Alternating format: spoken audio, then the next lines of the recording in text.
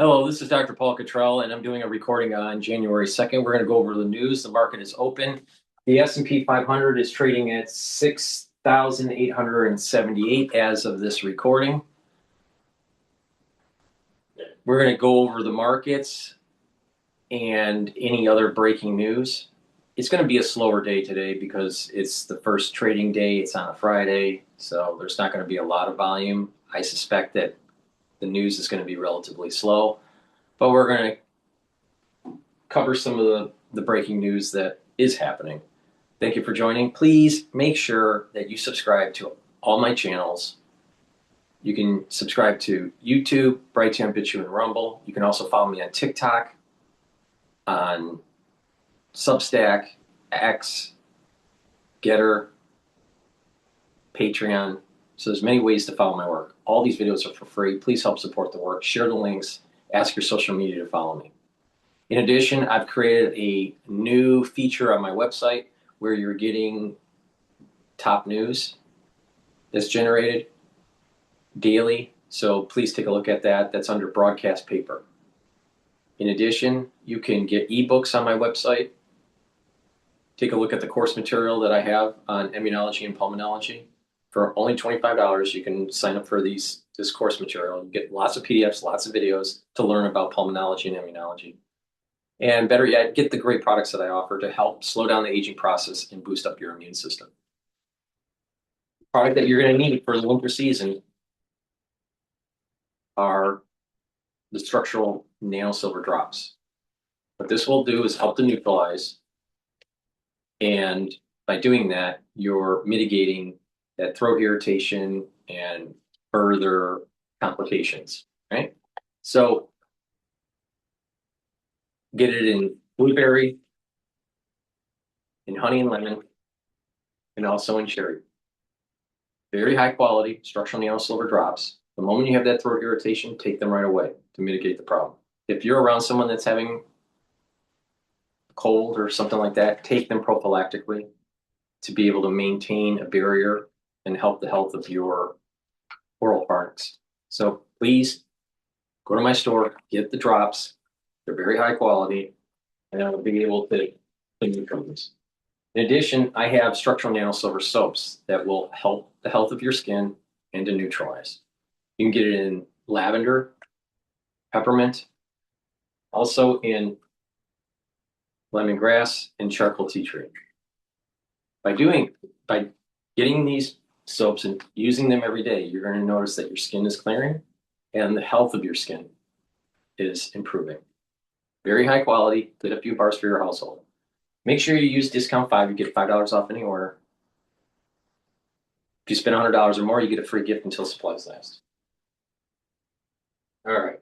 So the S&P 500 right now, at this moment in time, is trading at 6,864. My next target for the S&P 500 is the resistance level for the S&P 500 is going to be at 7,000. Support level is at 6,800 to 6,750. So support level 7,000, 6,000.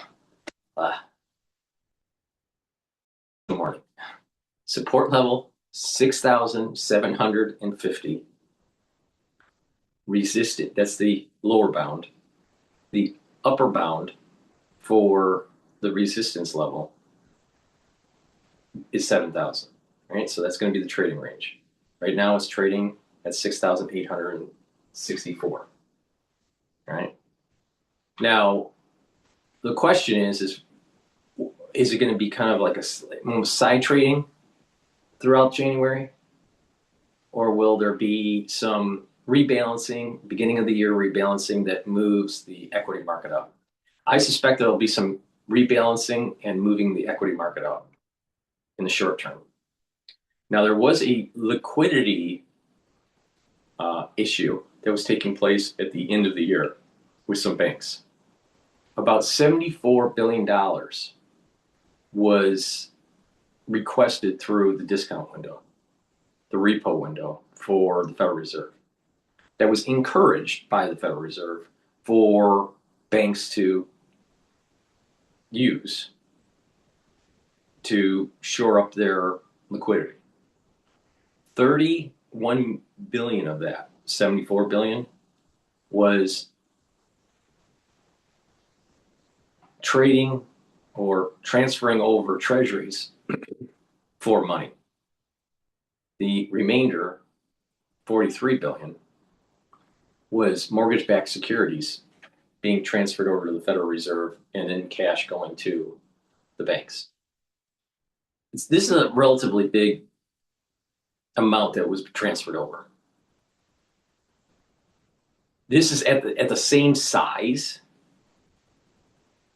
as, let's say, what happened during COVID, right? Where banks were asking for liquidity. So, and it just does, at this size, it doesn't normally happen at year end. There's some year end stuff, but not at this magnitude. So the question is what's starting to boil up? Now, I don't know what the terms were, if they were overnight lending or if this is over a certain duration, like a 30-day duration or a 90-day duration. I'm not sure. I suspect because of the size, it's not overnight. That the terms of this is a little bit more extended. So if there is a problem with liquidity, how will that transfer over into the first quarter of this year? Things seem relatively stable, but it's something to pay attention to. I'm not putting a prediction in where the market is going to correct by 10% or anything anytime soon. But it's something that we have to pay attention to. So right now, upper bound, the resistance level for the S&P 500 is 7,000. The support level is around 6,750. All right, to maybe about 6,800. All right, somewhere in there. And that would be normal trading. But if it breaks the 6,750, then I think that you'd have to start paying attention about the illiquidity issues that may be starting to arise. With that said, let's go to the news. Is the main focus. Yeah, thanks so much. Appreciate it. Ed Ludlow covering all the tech out there in Bloomberg Television out there in San Francisco, right smack in the middle of Silicon Valley. So he has his finger on the pulse of what's going on there. Let's continue the discussion with the U.S.-China AI race and more with Lindsay Gorman, Managing Director and Senior Fellow of the German Marshall Fund's Technology Program. She served as a Senior Advisor in the Biden White House. Lindsay, thanks so much for joining us here. I'd love for you to kind of frame out how you see this technology Cold War between China and maybe just broadly defined the West, certainly the U.S. as it relates to AI and other technologies. What should we look for in 2026? Yeah, thanks so much for having me. I think in 2026, we are actually going to see a polarization towards a more bipolar Cold War, if you will, on technology between the U.S. and China, particularly when it comes to the race to adopt AI, which both countries are trying to push out their versions of an AI stack. You have the Trump administration's AI exports program, which is going to help companies and consortia of U.S. companies promote AI technologies for a U.S. AI stack around the world. And at the same time, as you were just talking about, China has really doubled down on an open source model, making many of its AI models free for countries around the world to use, and trying to build AI technology even in commercial contracts into some of the systems it's already deploying in partnerships around the world. Things like electric and automated vehicles are getting a boost with AI technology coming from China, from DeepSeek. So I think 2026, we're really going to see on AI in particular a race for adoption, even as we see shifts when it comes to the compute landscape with changes in U.S. export control policy. I have to ask you about TikTok as well, Lindsay. What happens into the new year with TikTok now that we sort of have some resolution there? We sort of do. January 22 is the date by which this deal will close. And what's happened now over the course of many, many years and finalized, hopefully, I guess, in the next couple of weeks, is that a consortium of U.S. investors, or a U.S.-led consortium of investors, which also includes investors not from the U.S., but from countries that include other than China, have decided to purchase the U.S. assets of TikTok and implement a monitoring scheme for its content moderation policies and its data.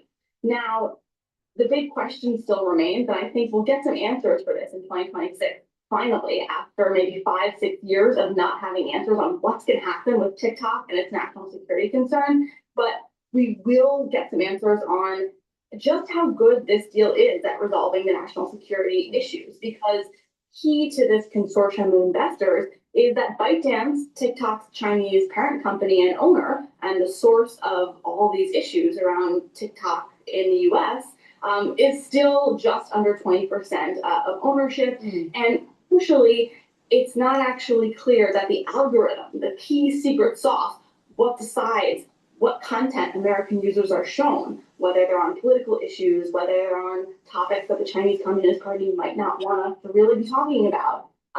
That algorithm that makes all these crucial decisions is likely to be still developed by engineers in China. Yeah. This is one of the questions we'll get answers on. So who's actually controlling the development of that algorithm and what content American users. And Lindsay, 30 seconds left. Give us your thoughts on quantum computing and kind of where that competitive landscape stands now. 2026 is going to be the year that quantum turns from an emerging technology that we see as futuristic, cool, or might be, to something that is a heated place of geopolitical competition. You are going to have the EU coming out with its Quantum Act. We have rumors of the Trump administration coming up with a quantum action plan, like its AI action plan last year.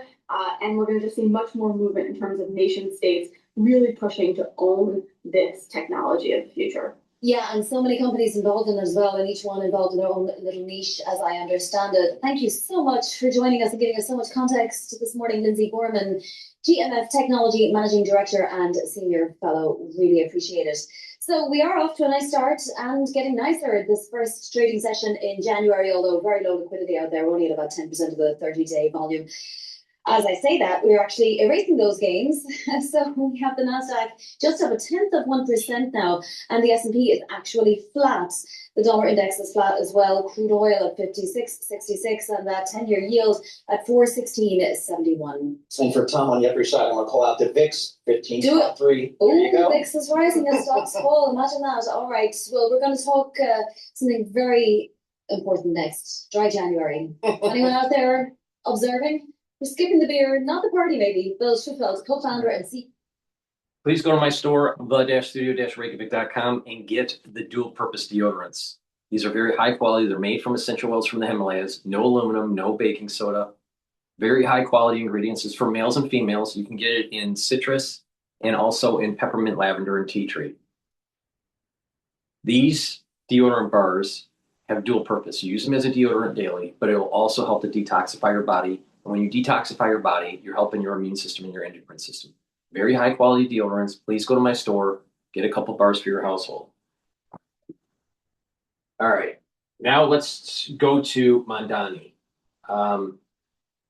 He was sworn in at the beginning of the year. And the question is, will his social democratic policies, which are really Marxist, ruin the city? Will more people exit, leave the city? Will the tax base go down? Will the city be clean and safe, or dirty and unsafe? We don't know. Lots of people have opinions on what's going to happen. I suspect that New York will have more problems, not less problems, under the mayoralship of Mamdani. So let's listen into Fox News.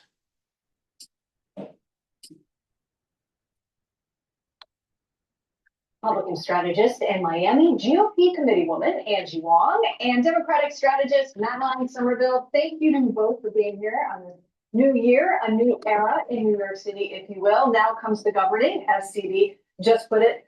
There was a fascinating op-ed in the New York Post. It's really rather scathing, actually, from Tuesday. Being in the state legislature has prepared him only to recite leftist nostrums without having a clue about how the real world works. His glib rhetoric spiced with anti-Semitism and a roster of dicey aides illustrates that he doesn't understand how fragile public safety and the economy are. Most alarming, Mamdani appears oblivious to the clear possibility that his pie-in-the-sky policies could produce versions of the fiscal and crime crises the city suffered through. Angie, I want to start with you because this addresses a lot of the things that Republicans were so concerned about when his sort of meteoric rise happened and this remarkable campaign got underway. Your thoughts? Yeah, and I think Michael Goldwyn is right to say this, and I agree with him because New York City, and anyone who's lived in New York long enough, we've seen this movie before in the 1970s and the 1990s when the city was bankrupt and we had to fire teachers and we had to fire police officers. This can't happen again, and I hope Mamdani, although he's very young, I hope he can learn from the mistakes of past mayors and learn not to do this again. But his woke policies and his, give everything for free for everyone, that is going to bankrupt the city. And you can already tell he's looking to pull federal funds. That's why he met with President Trump. I don't know if President Trump's going to really play that way. So I would like to see him actually have a balanced budget to take things out of the woke theories and actually apply it into a busy city like New York. We want him to succeed. We do not want him to fail. As much as Republicans would love the talking points going into the midterms and thereafter, we would want to see him actually succeed because New York City is a financial capital of the world. We cannot have this fail. Madeline, Mayor Mamdani, day one, will he prove the naysayers wrong? I think he will, and I'd love to address a few of the points that were written in the article. So first of all, in terms of anti-Semitism, as a Jewish person myself, I have very much enjoyed watching him enjoy a Shabbat meal with Mandy Patinkin. I loved watching him celebrate Hanukkah with the Chabadnik rabbis in New York City. His heart is in the right place, and I think President Trump saw that when he went to go meet with him in person. So maybe perhaps the Republicans should take a page out of President Trump's book and say, hey, maybe we were overreacting, or maybe we were assuming things incorrectly because. Mamdani is a Marxist. He doesn't believe in the Enlightenment, in John Locke.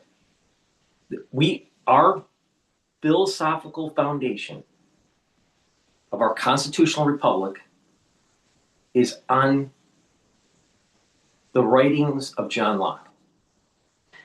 Life, liberty, and property. And he's trying to erode property rights.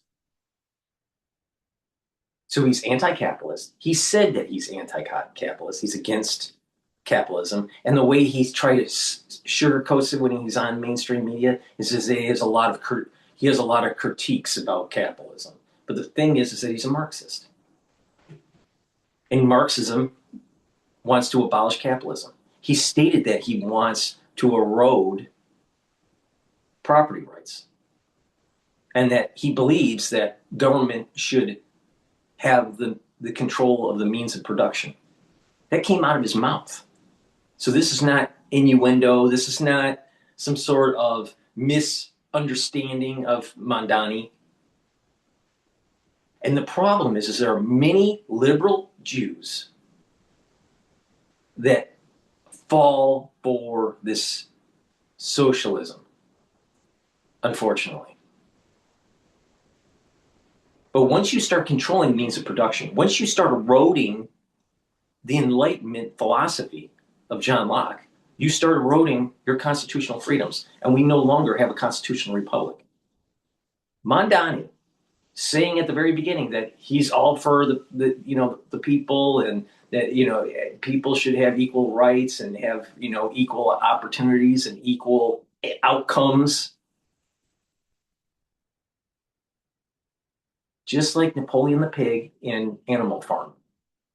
But then once the greed and once the power starts to set in and the hubris, Napoleon the Pig is more equal than the other animals.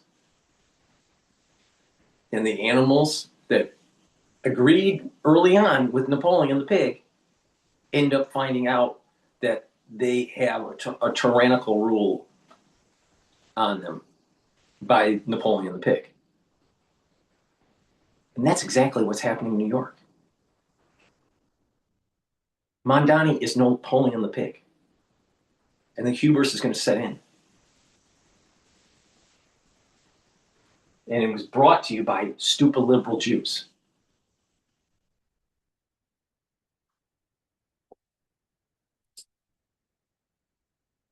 His race or religion.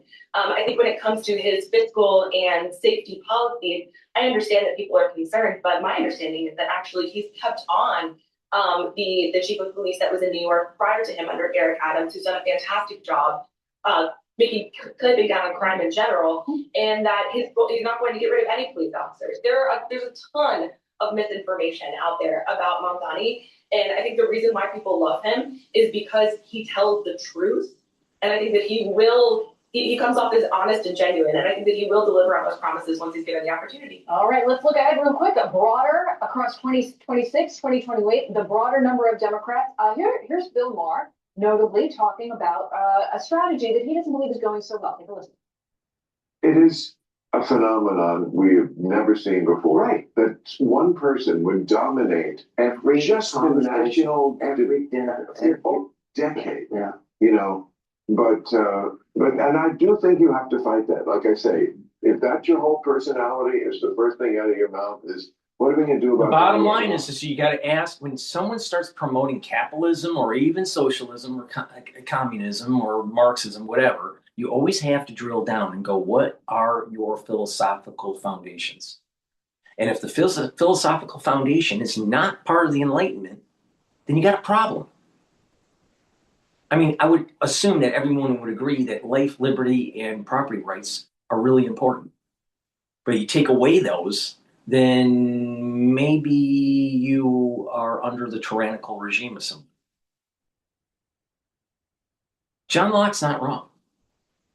And our constitutional republic is literally built on that foundation.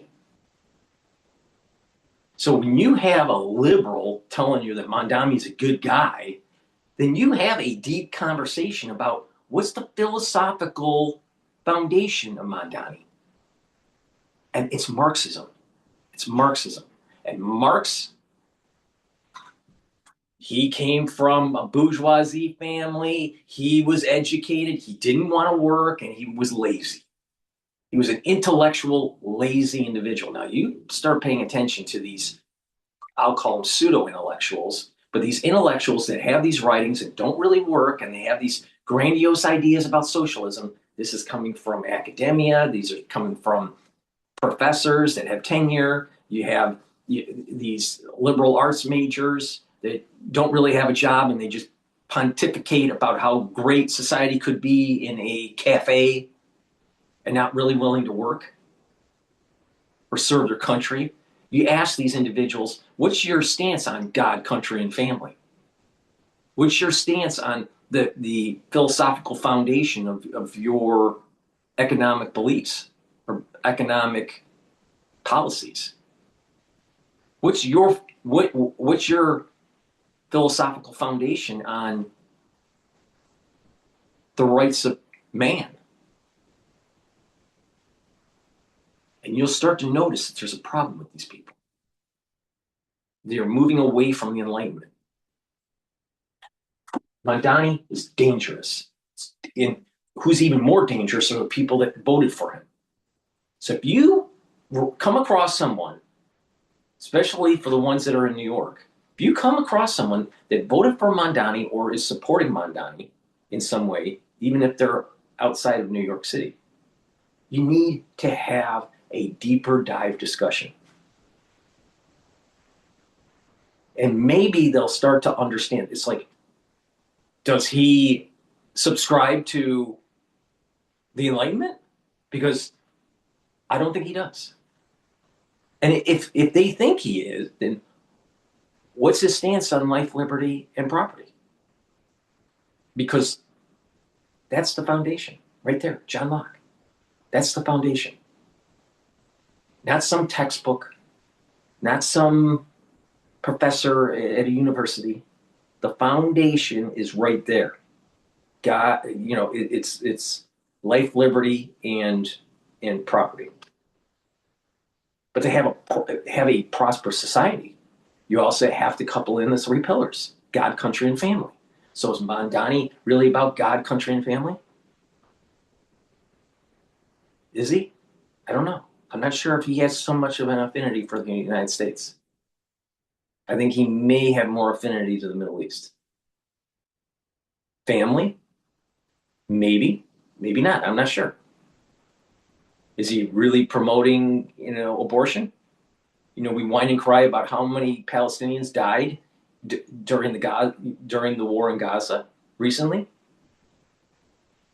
Since the 1970s, more than 65 million fetuses have been terminated in the United States. 65 million. 65 million children died, were killed. 65 million. So any liberal that's whining and crying about Gaza is not really looking at the real problem. So where does he stand on that? Where does he stand on abortion? Where does he stand on God?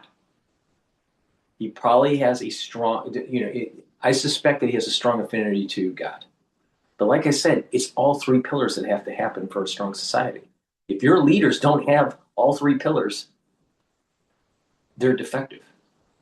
So he may have a strong affinity for God, even though he's not a Christian Judaic faith. It's okay. So he has some sort of affinity for God. So that's a positive. But family, I would give him maybe 50% on that. And country, I think very low score on that. So if you don't have strong pillars from your leaders, you have a flawed leader, especially if those pillars are on a weak foundation that's antithetical to the Enlightenment.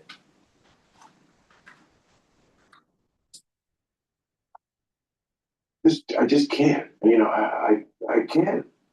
Angie, do you agree with him? Do you think there's just too much focus on one individual and what Trump means to the Democratic Party? I mean, even Democrats are sick of hearing that Trump is bad. Look, this is from the same playbook from 2016, 2020, 2024. Their entire identity is wrapped around Trump is the bad orange man. It's an old rhetoric now, and they're all tired of it. They actually, Democrats and Republicans alike want to see maybe a positive, a hopeful message coming out from the Democrat Party. They want a unifying message that talks about, get this, issues. And that's something that, they've never been able to go on for the last couple of years and really convince not only voters, but donors that they can actually deliver on a winning message. And that's what we saw in the last quarter. The DNC had a dismal fundraising quarter, and they have a lot of challenges for the midterms coming up. So if they don't get their messaging right, they don't get their leadership right, and they don't get off this I hate Trump vote, they're not going to win. Madeline, your thoughts on that? I agree with Angie. And it's because I, as a commentator, don't have Trump derangement syndrome that I've been able to make friends with people like Angie. I think that left-wing media has lost a tremendous amount of credibility because they haven't been able to give credit where credit is due. And I think that once they start doing that, certain networks have begun doing that, they're going to earn some people's trust back. But for now, they don't have the trust of a lot of people who ended up switching parties in order to vote for Trump, who either were independent or Democratic before. I think when it comes to making this their whole personality, people are quite annoyed with it on all sides. And I think that when it comes to moving forward, the reason why Mamdani was so successful was because he gave people a vision. He didn't just say, I don't like things. He said, I'm going to give you a view of what your life is going to feel like when you don't have to pay for childcare, when you don't have to worry about the bus getting there on time, and when you don't have to worry about going hungry. You have to be able to give people a vision. That's why Barack Obama was so successful. And until we do that, we are not going to succeed. And just going off of general Mamdani policies isn't going to work. Madeline Somerville and Jiwon, thank you both very much. It'll be interesting to see how much Mamdani and reflections of Mamdani play in the midterms and the next election. Really grateful for you both. Happy New Year. Thanks. Happy New Year. Hey, Sean Hannity here. Hey, click here to subscribe. All right, let's see here. What else is going on? All right, let's listen into Talk TV.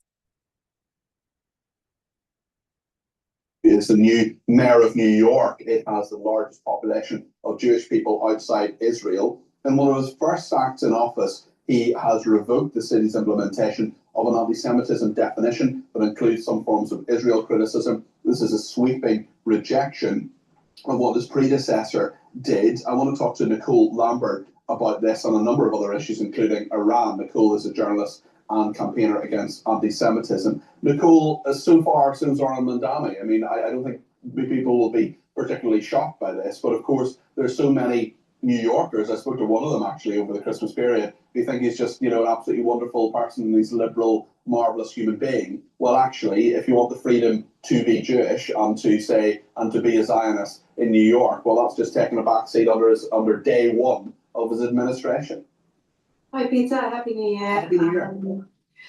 Yeah, it's pretty depressing times for Jewish New Yorkers and the ones that weren't really keeping an eye on what was going on, because I think in America, Jewish people have tended to be Democrats, so they tended to vote for the Democrat incumbent. But what we've seen with Mamdani is a kind of Corbynization of the Democratic Party, at least in New York. As you say, it's the most Jewish city in the world outside of Israel. Around 12% of New Yorkers are Jewish. And already he's changed a load of laws, including not only the definition of anti-Semitism, because he himself would fall foul of it, but also in terms of people being able to demonstrate outside synagogues. So he's making life a lot more dangerous for New Yorkers, as in America, as in the rest of the diaspora. There's an outsized number of anti-Semitic attacks, and this is a new mayor who's going to be encouraging them. So I'm very worried about all Jews in New York. He had around 33% of Jewish New Yorkers voting for him, which is a big, although it sounds like a lot, normally around 60% would vote for the Democrat incumbents. So some people did notice it. Others probably thought, oh, he'll leave us alone, it's scaremongering. But from day one, we're already seeing the danger of him, and I do worry about him. Let's talk about this country and the danger of pro-Palestinian activists in Scotland. Just talk us through this story. Well, for me, there's nothing pro-Palestine about it. It's pure treason. They attacked a Scottish factory that helps make arms for a company in Italy that helps with the F-35 jets. The F-35 jets is something that Britain is part of, Israel, America, a number of European countries. They're kind of the top fighter jets. Although it's aimed ostensibly against Israel, really they're attacking us because these fighter jets are used by us, and actually we don't have enough of them because they cost so much money. So what they're doing is they're spending more money. They've gone to this place with hammers. They videoed themselves hammering computer equipment and all of this, and this is just treason. This is terrorism, and it needs to be taken seriously. We've had enough of this. We are at a dangerous time. We can see what's happening on the continent with Russia, and this is, Putin must be rubbing his hands with glee at these idiots. Do you think perhaps there's actually been a better course of action by the police? We look at Newhall, for example, and the pro-Palestinian activists for Palestine Action there who are on hunger strike. Sometimes they're on hunger strike, sometimes they're not. But there are many people supporting them, and the police did seem to take greater action against them over the Christmas period, although I don't know if any arrests were made. I certainly didn't hear any. Please correct me if I'm wrong. And similarly, I don't know if any arrests were made I didn't read about it anyway, for saying globalize the Intifada, which they appeared to do at points.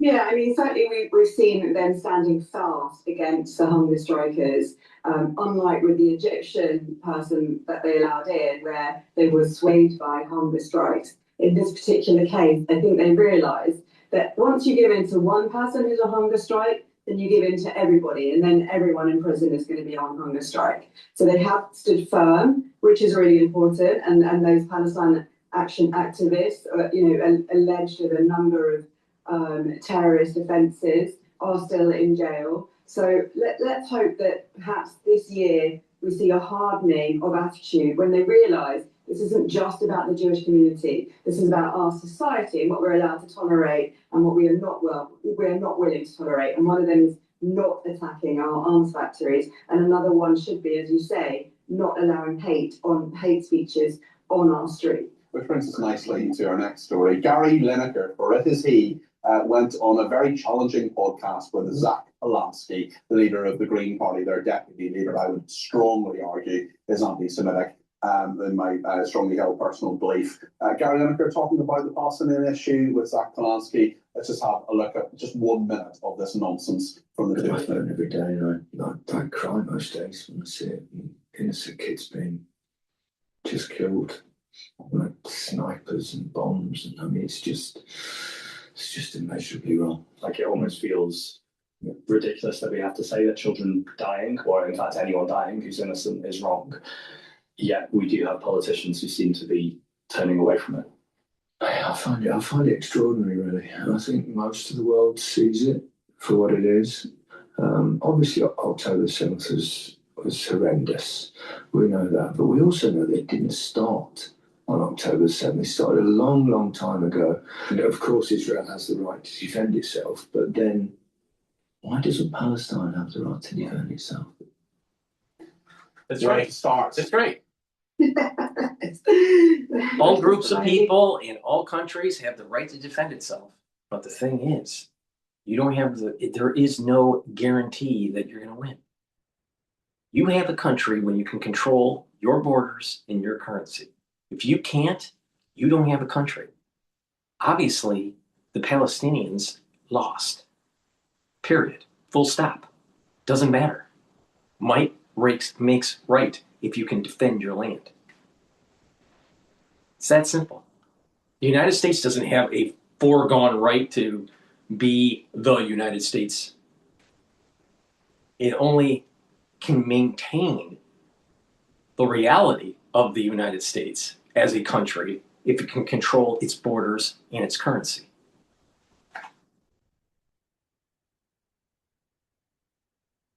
There is no right for success. There is no guaranteed right for success. You have to defend it. That's the whole concept of what Jefferson said. Sometimes you need to water the tree of liberty with blood of patriots. But you got a bunch of pseudo-intellectuals that haven't done a push-up in 20 years telling you how it is.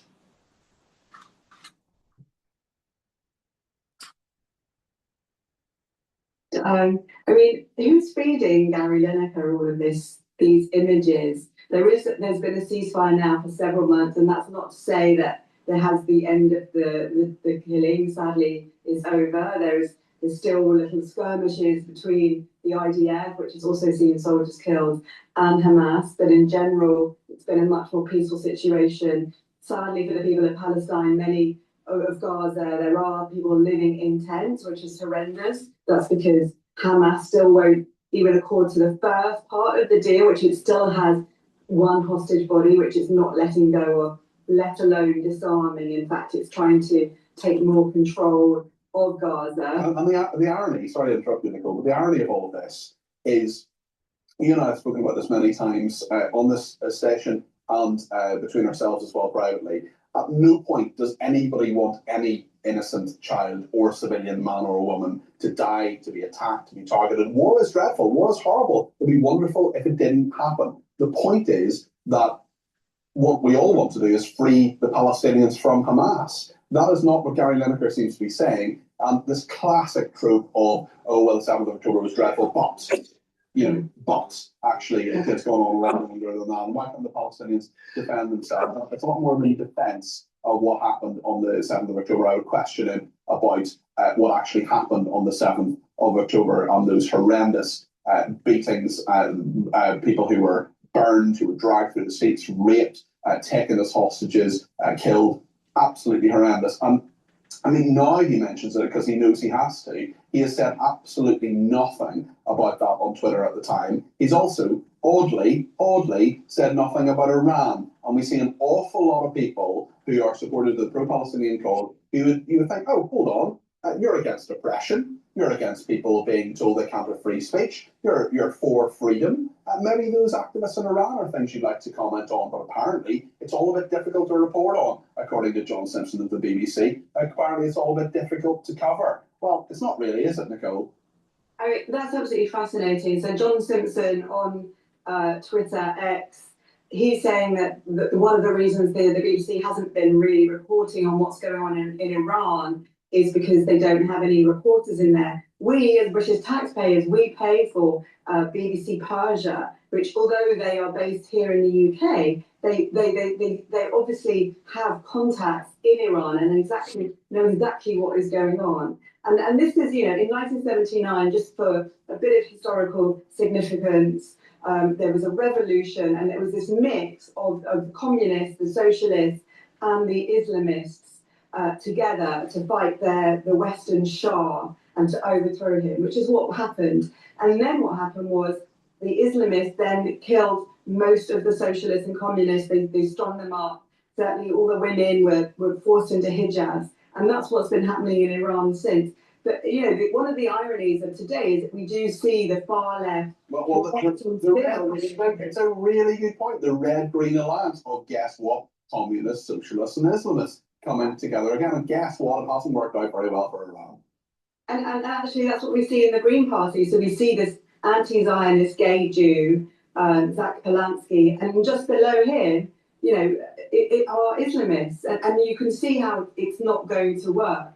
But, in Iran, who knows what is going to happen? Because there's certainly people are on the streets and they are angry. And although there hasn't been enough of this on British television or in the newspapers, this is very much an important issue for Britain, and it's an important issue in many ways. But one is, of course, we are all obsessed with the Israel-Palestine war. That wouldn't exist if Iran wasn't determined to try and end Israel. And just briefly on that note, actually, what do you make of Donald Trump saying that the US is locked and loaded and will intervene if Tehran kills any more anti-regime protesters? I mean, I think, let's hope, because if Iran's regime goes, the world will be a much safer place in many ways. Just the fact that Iran is helping to create the drones that Russia is using in Ukraine. This is how far the tentacles go. The Iran also funds the Houthis, which have been bombing British shipping in the Red Sea. So Iran is a danger to the world. So if something can be done against that regime, and what people in the streets in Iran are calling for is the pro-Western Shah to return, then we would see a very different world. And I've got a friend, Lily Moo, who's Persian, who has been very active in speaking up for Israel too. We've been in Israel together. And, and our dream is to one day walk down the street to Tehran together. Yeah. And who knows, that would be amazing, wouldn't it? It certainly would. Listen, thank you very much indeed, Nicole Lambert, the journalist and campaigner against anti-Semitism. Thank you. Alrighty. Let's listen to Bloomberg.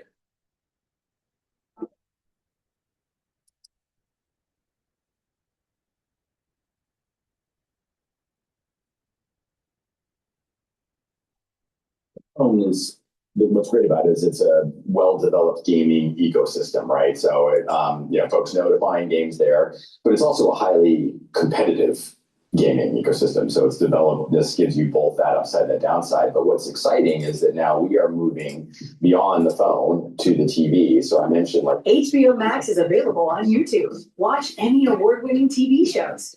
Welcome to the pit. Get more of your favorites on HBO Max, Paramount. Right now, I do want to get you right back into the headlines here at this hour. And a top Iranian official responding to a threat issued by President Trump amid days of widening protests. At least 7 people now confirmed dead as a result of demonstrations, which spread from the capital city of Tehran out to other areas of the country, including rural provinces. Now, in several videos, like the one that you're seeing on your screen circulating online, you can actually hear the gunshots and even see someone firing a weapon.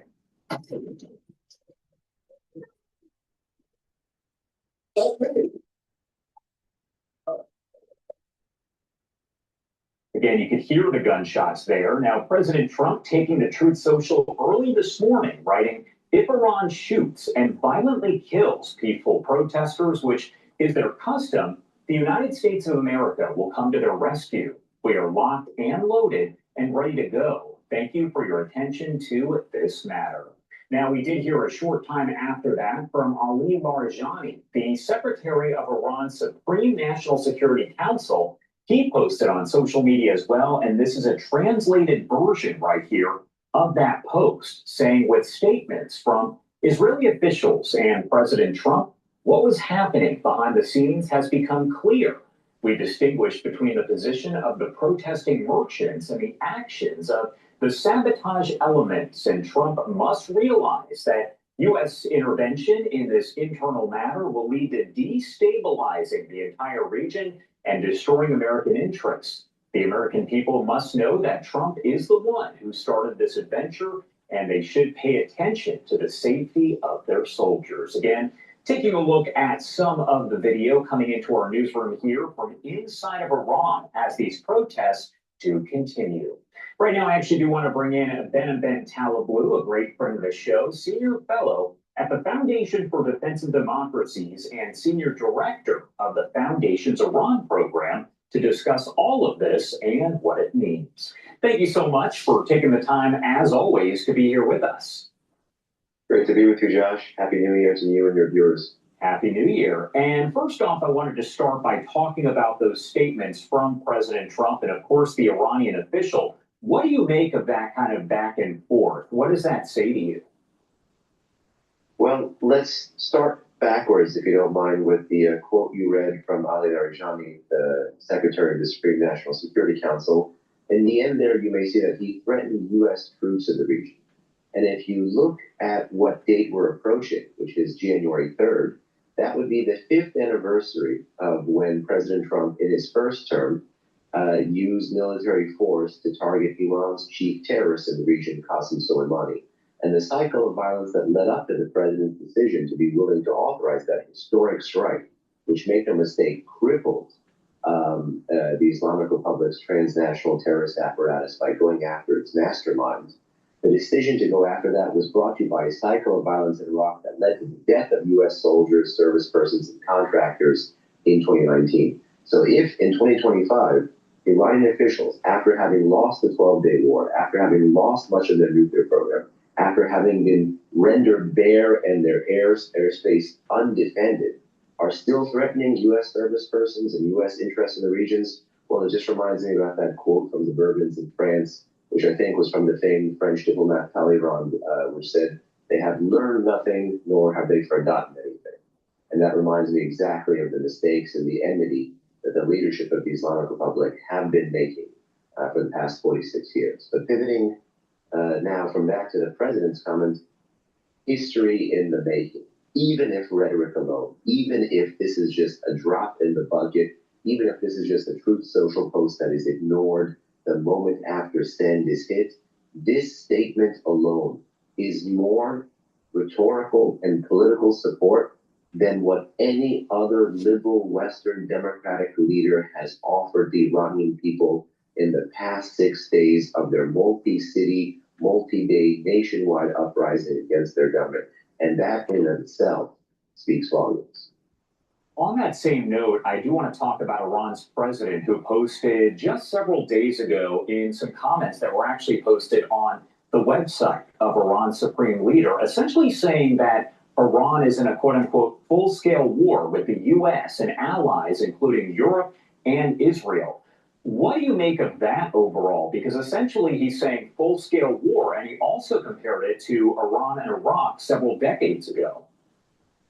You know, there's no doubt that the American citizenry is tired of endless wars, but there's one thing and one group that is not tired of endless war, and that's the governing elite of the Islamic Republic, no matter their faction and no matter their political orientation. This is someone who was, quote unquote, supposed to be an alleged reformist here, and he's talking about full-scale war with the United States of America, again, after his country, his regime, just lost the 12-day war against Israel, had their nuclear program taken out by the United States of America. Oh, and by the way, couldn't prevent snapback at the United Nations Security Council from America's transatlantic partners, the French, the Germans, and the British. So in one sense, that official, the president, Mr. Pezeshkian, is right to realize that quite literally the whole world diplomatically is against the Islamic Republic, if we take out Russia and China. But on the flip side, this just goes to show you how deep-seated the enemy is. And again, just like his other colleague, Mr. Larijani, he has neither forgotten anything nor has he learned. And I do want to talk a little bit more about the protests in general that are ongoing. Days and days of protests. And at last check here, officials there confirming that at least 7 people have died as we saw the protests kind of expanding from the capital there in Tehran elsewhere into some of the rural province areas. And as I pop up this video that does show just some of the video captured there, what exactly are the factors that are driving these protests and why are they happening right now? Well, let's just get into the historicity of this, because right now you have upwards of 30 cities, towns, and even villages protesting against the Islamic Republic of Iran in its entirety. And this is a distinctly political protest that had an economic trigger or an economic spark just 5.5 or 6 days ago when bazaris, merchants, more conservative economic pillars of society actually began to protest the hyperinflation that was present in the Iranian rial. If you remember, just a few days ago, it was 1.43 million rials, historic depreciation relative to the dollar on the free market rate. But just like every other pattern of past nationwide anti-regime protests in the past 8 years, you have distinct non-political triggers, be they economic issues like now, social issues like the hijab with the women like freedom movement in 2022, 2023, that was touched off by the killing of the 22-year-old young Iranian Kurdish woman named Mahsa Amini, or again, environmental issues or economic issues, as you saw in 2017, 2018, and 2019. All of these protests are sparked by non-political issues, but sustained by larger-than-life political grievances that the street has with the state. And the inability of the state to have reformed years and years ago is why essentially now the street has now pushed past reform and is seeking wholesale revolution. And again, Josh, don't take it from me. Take it from the slogans being chanted now 6 days on the streets and even at funeral processions of some of the protesters who were shot and killed by security forces. They are chanting the name of the exiled crown prince, the crown prince of Iran. They are chanting against the regime in its entirety. They're chanting death to the supreme leader. They're chanting in favor of freedom and liberty. These are not chants that are limited to the issue of inflation or hyperinflation. These are wholesale political chants that deserve the support from the liberal democratic West. Because if you could flip the script on the Ayatollahs in the Middle East, you would have taken the arsonists out of much of the fires in the region and actually be able to accomplish that role and that title of peacemaker that President Trump so rightly seeks. Also wanted to ask you, as we see kind of all of this unfold, you talked about 2022 and the situation that unfolded there in Iran during that time. Are we seeing the same types of people who are protesting, or are these different groups of people than we did see in 2022? Well, in 2022, it ultimately crescendoed up to 150 different cities, towns, and villages. But one major overlap here is that the youth, particularly the best and the brightest, if you look at demography, are at the forefront or at the front of these, again, nationwide anti-regime uprisings, whether that is 2018, 2019, or much more recently, 2022, 2023 and certainly now. We certainly have a youth-led movement, but it isn't exclusive or it isn't entirely limited to the youth. Right now, we don't have the numbers of 2022, 2023 in terms of the nationwide scale, but you do have a contagion effect for the past 6 days, which has rippled even again into small townships and even some villages across Iran. Is there anything that... Make it a habit. 7 minutes of Tai Chi every morning, all the way for 1 month. In 1 week, you'll feel better. In 2. Is there anything that the U.S. can do, aside from the comments that we're seeing from President Trump here on Truth Social? Is there anything the U.S. can do without causing any kind of escalation there between the U.S. and Iran, potentially, of course, Iran and Israel, and maybe Iran and Europe? Well, Josh, if we're worried about escalation, it's the government of the Islamic Republic of Iran that has put us on this course and opted in to be at war with everyone and everybody all at the same time, whether that's Israel, whether that's America, whether that's the Europeans, and whether that's the longest suffering victims of the regime itself, which is the Iranian people. So those are conflicts of choice that, again, the Islamic Republic has opted into. So I wouldn't be particularly too concerned if the region's military superpower, the Israelis, or the global military superpower, the Americans, get just a bit more involved. There's things covertly in terms of the cyber domain that can be done to disable and go after the regime's repression apparatus. If things do go kinetic, as President Trump had said, one wonders if the U.S. would join with the Israelis or go solo, targeting the regime's repression apparatus. For example, there were IRGC bases in the capital, Tehran, that the Israelis struck during the 12-day war, as well as other regime symbols. The question is, would Washington replicate that target set, or would it look to threaten the regime's economic interests, or would it look to go after leadership? But again, there's much more easier, low-hanging fruit that Washington can square the circle on. For example, the Trump administration thus far has not levied a single human rights designation due to these protests, or even back in 2025. The Trump administration needs to make sure that internet is free and available to the best and the brightest and the bravest Iranians who, again, continue to protest and put their lives on the line. You know, I agree with Henry Kissinger, foreign policy is not missionary work. Because we're flipping the script on the world's foremost state sponsor of terrorism, we got to do more than just admire the problem from far away. And that's especially when that problem is looking to come closer and closer ashore. This is a regime that is keeping, Caracas and the guerrilla regime of Venezuela in power. This is a regime that supports narco-trafficking and narco-terrorism as much as it does anti-Israeli and anti-American terrorism. And lest we forget, after the 12-day war, this is a regime that has been sponsoring fatwas against the president himself. And my last question here, because I did want to ask you a little bit about Iran in general. When we talk about the nuclear program itself, do we have an idea of where all of that does stand? Because we know that after we did see the U.S. take on Iran and take out nuclear weapons there, we don't know the full extent there. We've heard differing things, but do we know where the program itself does stand now? One of the things that is assessed with a moderate amount of confidence, whether it looks like it's independent analysts and experts, or whether that's the International Atomic Energy Agency, again, they haven't been allowed back into those sites, total stalling by the Islamic Republic. But nonetheless, one of the things that can be assessed, again, with a moderate amount of confidence, is that, well, the thing that triggered this whole crisis literally 2 decades ago in 2006 was Iran's domestic enrichment of uranium and the violation of its safeguards. Well, for the first time in 2 decades, no matter the sanctions in the background, no matter the covert actions, no matter the sabotage, no matter the conflicts, no matter the deals, no matter the negotiations, for the first time ever, Iran today, post-12-day war, is not enriching uranium at any known or at any declared uranium enrichment facility. And that is a major strategic win for the Trump administration. You know, popular estimates say that the program has been set back 2 years, but that's 2 years if you're starting again with perfect conditions and with easier market access as the regime had pre-2006. When you look at how tight some sanctions and export controls are, scaled up in 2025, looks like it might be knocked back a bit more than just 2 years if you ask me. All right, Ben and Ben Talblue, as always, thank you so much for being here with us. A lot covered here, but anything we missed, anything of importance that you want? Please go to my store, the-studio-reykjavik.com, and get the magnesium and zinc. This will help to boost up your immune system and help with your brain function.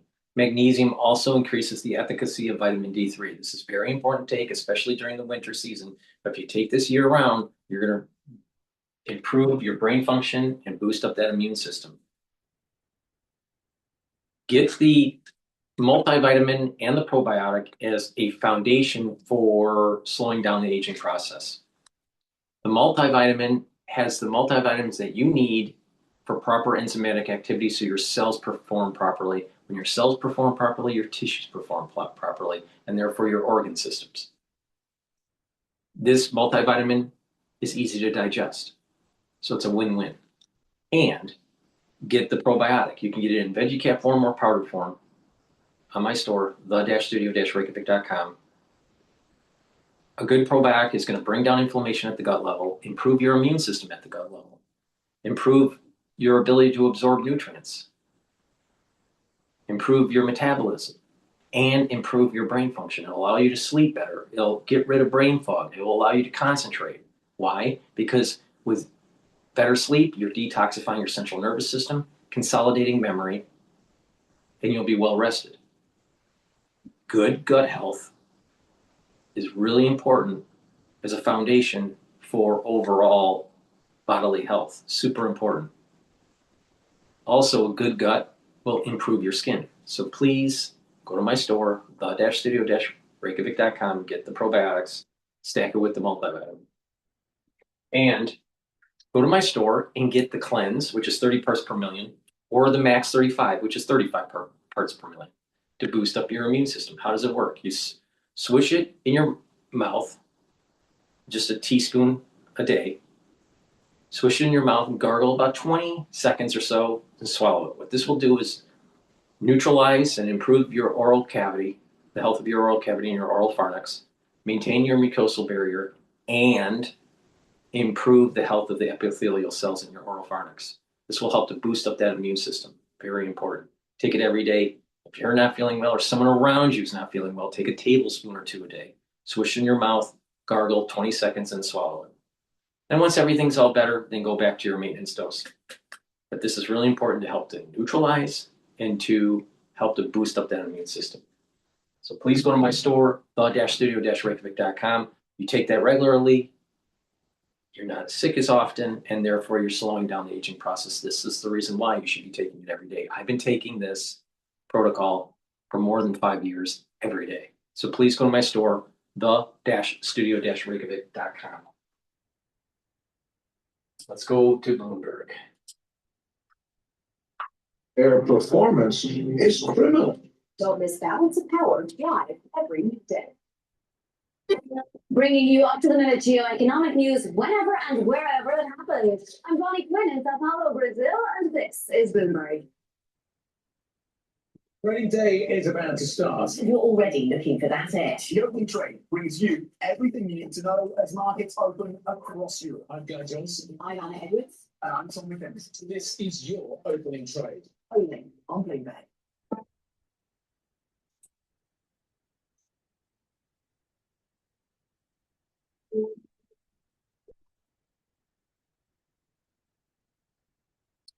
This is a special edition of Bloomberg Markets on Bloomberg TV and radio. We're also streaming live on YouTube as well. Locked and loaded. President Trump took to Truth Social yesterday to say that the U.S.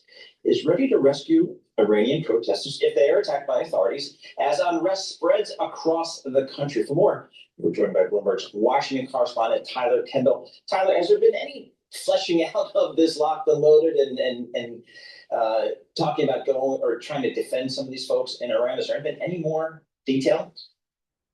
No, Paul, at this point, President Trump has not specified exactly what actions could be on the table, though if we're taking him from his post on X, he's saying that the U.S. is threatening to intervene if Iran does crack down violently. We did speak to some experts today earlier on Bloomberg Television who suggested perhaps the U.S. may go after Iran's domestic security apparatus in a bid to aid the protesters. But at this point, that is just one opinion about what could potentially happen here, because we haven't gotten further confirmation from the White House. Our own analysts at Bloomberg Economics do say that we could very likely expect to see an escalation by the Iranian government in the coming days if the protests do continue, and that this would very likely look like stopgap measures. They list market closures, administrative controls, and repression in order to sap the protesters' momentum. This post from President Trump really does mark an escalation, but it also continues what has been a series of threats by the U.S. against Iran in recent days. Just earlier this week, President Trump had appeared alongside the Israeli Prime Minister Benjamin Netanyahu at Mar-a-Lago, where the pair of leaders vowed additional strikes against Iran if they start to rebuild their nuclear program. And of course, Paul and Bonnie, that's really underlying these protests here, because we know that the crippling international sanctions against Iran have led to a lot of the economic pressures that are fueling these protests, including record inflation and also a huge depreciation in Iran's currency. Exactly. Well, the person who heads Iran's Supreme National Security Council posted on X that the US should be mindful of their soldiers' safety. Would there be any kind of appetite for actual boots on the ground if this were to continue to escalate, Tyler? I mean, has the president mentioned anything about that? No, not at this moment. And of course, President Trump did campaign pretty heavily on getting the U.S. out of foreign entanglements. That would be a huge escalation at this point. As I mentioned, we had spoken to some policy experts earlier today. It doesn't appear like that's something that would really be on the table, but it is clear that President Trump does want to send a signal to Iran. We have seen in recent days, earlier this week, Iran did say it launched 3 satellites into space from Russia. That was taken as a potential aggressive movement and is being viewed carefully as we look at Iran's missile and nuclear program. So there has sort of been this tension building between the U.S. and Iran, particularly accentuated this week by that visit from the Israeli Prime Minister to Mar-a-Lago. All right, about 10 days, I'm going to find myself on an island just off the coast of Venezuela. What's the latest down there? I'll be interested to hear how your trip goes, Paul. Yes, me too. You blindsided us there, Paul. There's well, of course, as you well know, the pressure campaign by the U.S. against Venezuela has been building, and it has only escalated. I'm sorry to tell you, Paul, in recent days, we saw the U.S. move to sanction these Chinese oil companies related to Chinese Venezuelan oil tankers, and what really was seen as a warning sign by this administration to China, which is a huge importer of the Venezuelan crude. In fact, if we look at the data, on average, Venezuela exported about 750,000 barrels of crude per day last year, and nearly half of those barrels went to Beijing. It is the latest move of escalation by this White House to try to tamp down on the lifeline of oil revenue for Nicolas Maduro, as the U.S. has now built up its largest military presence in the region in decades. As of yesterday, the number of known strikes on alleged drug trafficking boats reached 35, and so far, at least 115 people have been killed. And President Trump seemed to confirm earlier this week that the U.S. has done a land strike on a dock in Venezuela. Paul, our analysts at Bloomberg Economics say that looking ahead to the rest of this year, it is very likely that we could see an exit from Maduro. But they also point out that one of the issues with pressure campaigns, particularly by the U.S., is that until the intended goal is reached, there really is only one direction, and that is up the escalation ladder. Wow. All right, Tyler, thank you so much. That is Bloomberg's Tyler Kendall in Washington. And Paul, I'm not sure I would be taking any cruises around that island while you're down there. My fishing trip, I'm calling the question here. I would, absolutely, as well. We'll get more on that in a little bit, but we want to bring it back to New York City for a moment. And Mayor Zoran Mamdani beginning the new year with his inauguration, reaffirming his commitment to govern as a democratic socialist. A clear signal to supporters and skeptics alike about how he plans to lead the city. Down in City Hall now, we have Bloomberg senior reporter Miles Miller. So Miles, beautiful City Hall there. Curious what the agenda is for Zoran Mamdani. We've heard several things, several planks of his platform that he wants to bring to fruition in 2026 and beyond. Would his agenda possibly serve as a litmus test for national Democrats? Yeah, what he said in his speech yesterday is he wants to be able to show that the left can govern, and that is what he's planning to do. Minutes, maybe 2 hours after he gave his speech yesterday, he went to Brooklyn to a building that's had some issues with their landlord, so much so that the building went into bankruptcy. And because the city is a landholder, and because the building owes property tax to the city, he is trying to do a novel approach, and that is to be an active litigant against landlords that he feels or that the city feels are not representing their tenants in the right way, and to be able to deliver for those tenants. That is what he's trying to do. Listen, there's been so much made about some of these proposals that he has put forth, and whether or not they can be paid for or funded.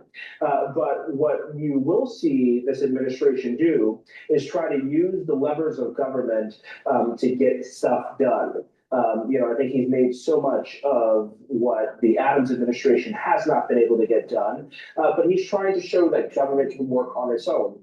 Yesterday, he talked about the private sector and said that this city for a very long time has relied too much on the private sector to help get things done. He's hoping to do this with the city finances, and also to do this to get some of his major proposals passed with a higher a tax rate for wealthiest New Yorkers. But as you know, Governor Hochul is running for re-election this year, and so there will not be an appetite, at least from her. She said she doesn't want to raise taxes on the wealthiest New Yorker. Yeah. It'll remain to be seen if that happens. And Miles, that's where I wanted to go. What is the relationship, do we know, between Mayor Mamdani and the governor here? Because it's my understanding that if you want to get big things funded here in the city, you really need the help of Albany. What do we know? They have a really great relationship. She was one of the first establishment and I'd say moderate Democrats to endorse Mamdani after he won the primary. And so, they have a really good working relationship, and that's important, obviously, for many reasons. You need Albany to get your ambitious goals passed. You go up to Albany for what they call Tin Cup Day, and that's when the mayor literally goes up there and is asking for certain things, certain amounts of money for certain initiatives. But, you have that he was a state lawmaker as an assemblyman. That's the one good thing going for him. So he's got friends up in Albany, but also that, they have this broad coalition. She's going to need his broad-based progressive democratic socialists, that those folks who voted for him, to vote for her as well. And so they're in lockstep on most things as it relates to free childcare. She signaled she supports that, but then when it comes to free buses, she said that can't be paid for because the MTA needs to meet its bond obligation. So they have a good working relationship, but as you know, once you get into office, it's always different, when you're running for office than when you're in office. But she was up there on that stage yesterday and seemed to be very supportive of him and his agenda, and he'll need the governor to get all of it done. Miles, excellent reporting. Thank you so much. We appreciate getting a few minutes of your time. That's Bloomberg's Miles Miller. He is down at City Hall down in Lower Manhattan. Looking at the markets here, we've got red and green on the screen here. The S&P's unched on the day. The Dow's up 180. The NASDAQ is down 34 points. Yields, 10-year Treasury yield, something about a basis point here, 4.18%. Just kind of inching up as you go out a little bit farther on the curve. The 2 years at 3.47, pretty much unchanged on the day. Still ahead, we take a look at the travel outlook and what travelers are looking for in 2026. We'll do that with Hopper co-founder Dakota Smith coming up in just moments. This is Bloomberg. Good morning.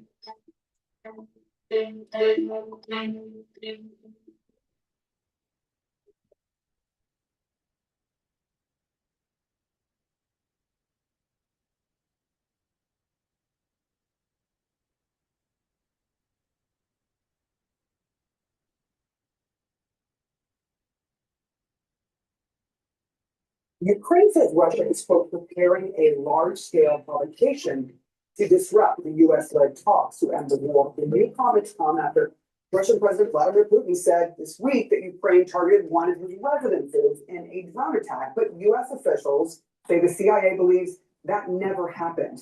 Ukraine's Foreign Intelligence Service posting overnight that it predicts a, quote, armed provocation by the Russia Special Services resulting in significant human casualties, adding to falsify evidence of Ukraine's involvement. It is planned to use fragments of Western-made strike UAVs. UAVs are drones. Joining us now is the former U.S. Ambassador to Ukraine, William Taylor. Ambassador, thank you for being here. When you hear Ukraine saying, look, Kremlin is preparing this large-scale attack that is going to have heavy damages for civilians, would that be surprising to you at all that Russia does this to try to derail talks? No, Sarah. This is what the Russians do. They have lied about, as you just said, they've lied about these attacks, and the CIA called them out.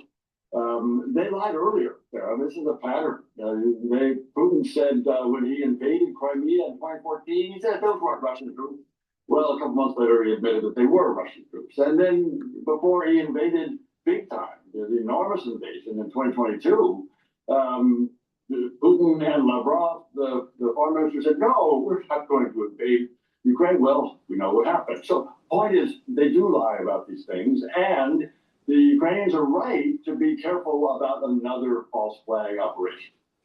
I'm curious what you think the United States should do, because Ukraine had said, look, this peace plan is 90% ready, according to Zelensky. What should the United States do in response if indeed this attack comes to fruition, Russia attacking Ukraine in a major offensive? This will demonstrate that the Russians are not serious. We've known this, that they're not serious, but this will further confirm that they're not after peace. They are after Ukraine. And they've said that, Putin has said that over and over. He wants to eliminate Ukraine, destroy Ukraine, have Ukraine capitulate, surrender. That's what they're after. They're not interested in these negotiations. They want to derail these negotiations, and that's what's happening. So, in answer to your question, what do we do, what do the United States do? We continue to work with the Ukrainians and the Europeans to make Ukraine defensible, to make Ukraine able to defend itself, and we put pressure on Putin to come to the table, stop the war, stop the killing. I do want to talk about Zaporizhzhia for a while. Reuters reported that Putin has told his generals that they've got to keep fighting to capture Zaporizhzhia, and we're seeing reports of Ukrainian forces under intense fire there. If Zaporizhzhia falls to Russia, what does the fallout from that mean? So the Russians continue to grind forward, and Zaporizhzhia is one place, Pokrovsk is another, and Donbass. They are making small gains at great cost, incredible cost. There have been some reports about how the Russians treat their soldiers, and they treat them very badly, and they kill them. They're at great cost. They're grinding forward. In order to take all of Zaporizhzhia, in order to take all of Donetsk, it'll take months, if not a year, before they can do that. So they're making grinding, slow progress. They'll try to continue to do that. We can help the Ukrainians stop that progress by providing them the weapons. I do want to ask you how concerning it is, though, when analysts say, look, there are towns that are slipping into this gray zone, as they call it, neither fully held nor fully lost by Ukraine. How do you deal with that situation? You read Taxes is feeling uneven. Taxes is open door to new TurboTax stores. Meet our experts. They do your taxes, so you can walk out with confidence. Now this is taxes.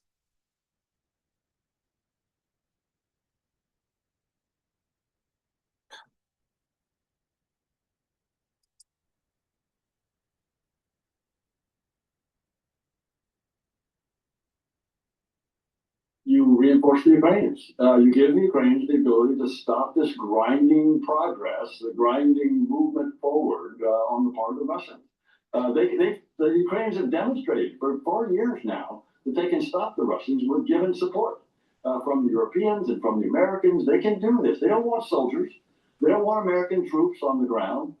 They want the weapons to be able to stop the Russians. And that's in our interest. That's in the U.S. interest for the Russians not to win, take over Ukraine, threatening the rest of Europe. So what we can do, we can support the Ukrainians with the weapons and put pressure, the economic pressure, enforce the sanctions on Russia so that they don't have the money to keep pushing forward. The CIA recently assessed Ukraine was not targeting a residence used by Russian President Vladimir Putin, despite his allegations to President Trump that was the case. But obviously, the backdrop of all this is the ongoing high-level attempts at diplomacy and peace. My question to you is, how do you view the current relationship between battlefield public messaging and diplomatic peace negotiations? Public messaging on the battlefield by Russia is designed to weaken Ukraine, weaken American support for Ukraine, and divide the Europeans.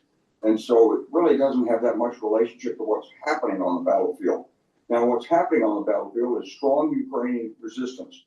But let's understand also that the major objective militarily for the Russians is to shut down Ukrainian traffic out of Odessa and the ports on the Black Sea. And so their movements in Zaporizhia toward Odessa are worrisome indeed. I think we have to keep our eyes on the military situation, Omar, because Putin really has no desire to end this conflict short of obtaining his objectives, which is all of Ukraine. And so he uses this diplomacy to stall, to divide allies, to separate us from our natural interests in Ukraine. And he's going to continue to throw out disinformation of things like efforts to attack his residence. By the way, that was a summer residence that was supposedly attacked, which he wasn't at in any case.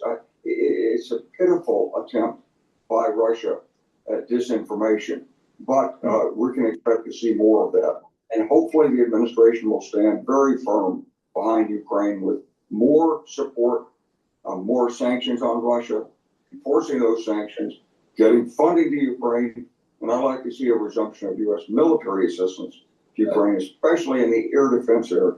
New Russian claims are threatening to further derail efforts to end the war in Ukraine. Russia says 24 people were killed after a Ukrainian drone struck a New Year's Eve party in a Russian-held area of southern Ukraine. CNN has not independently verified this claim. And this comes as Russia remains defiant after U.S. intelligence says Ukraine did not, repeat not, target a home used by the Russian President Vladimir Putin. Yesterday, Russia handed over part of what it says is a Ukrainian drone containing data proving Ukraine targeted the Russian home of Putin. Here with me now is CNN military analyst and retired U.S. Air Force Colonel Cedric Leighton. Colonel Leighton, thanks so much for joining us. Ukrainian President Volodymyr Zelensky has accused Russia of actually staging this attack on Putin's own home inside Russia. Russia is vowing it will retaliate against Ukraine. What do you think that response potentially could look like? Well, this is going to be really interesting, Wolf, because if Russia does retaliate, what they could do is they could launch a mass attack. In fact, Ukrainian intelligence has warned that the Russians are basically preparing to conduct a mass attack where they would have mass civilian casualties on a Ukrainian target. The Russians have been doing that all the time now. Exactly. And so this is the thing, the Russians, when it happens, allegedly happens on the Russian side, they raise the issue as an international incident, basically. But when it happens in Ukraine, it becomes so common that you almost become immune to it. You almost become numb to it. And that's basically, there's this real dichotomy here where, on the one hand, the Russians are conducting attacks on civilian targets. The Ukrainians try very hard not to do that. So there's a different way of waging war. By each of them, there are situations where Russian civilians have, in fact, been killed or injured in Ukrainian attacks, but they're fairly rare compared to the attacks that Ukraine is suffering at the hands of the Russians. The Russians have been attacking civilian targets inside Kyiv, the capital, apartment buildings, schools, churches, hospitals. They've been going and just bombing all these various places. That is correct. And in fact, the latest attacks over the New Year's holiday have been an indication in Kyiv of those kinds of attacks. There's video showing apartment buildings that have been decimated, at least in part, where certain floors are uninhabitable, and that really becomes a problem for the Ukrainians. Plus, of course, we can't forget the infrastructure. The Russians are going after the Ukrainian heating infrastructure, the electricity grid. So they're trying to make life really miserable for the Ukrainians in an effort to break their will. And Ukrainian forces now say they are under what they call intense pressure in the southern part of the country right now, in Ukraine. They say they are vastly outnumbered, and the Russians have taken large swaths of territory in the past few weeks alone. How do you expect this to affect what are being described as peace talks? Yeah, well, I think peace is, peace talk is definitely an optimistic term to use in a particular case like this, but it is absolutely true that the Ukrainians are under a lot of pressure, especially in the Zaporizhia region. And what that could mean is that the Russians are, in essence, getting ready to do an encirclement move against Ukrainian positions in the Donbas region. That could be one alternative. The other thing could be that what the Russians are trying to do is make a direct line so that they can go after a place like the city of Dnipro, which is right on the Dnieper River, and that could potentially cut Ukraine in two, and that is something that, of course, the Ukrainians have to guard against very much. So do you think it's possible this war could come to an end this year, this new year? It's doubtful, Wolf. I mean, anything is possible, but given the positions of both sides, as far as their diplomatic positions are concerned, as well as the military situation, I think it is a bit premature to predict that the war is going to end this year.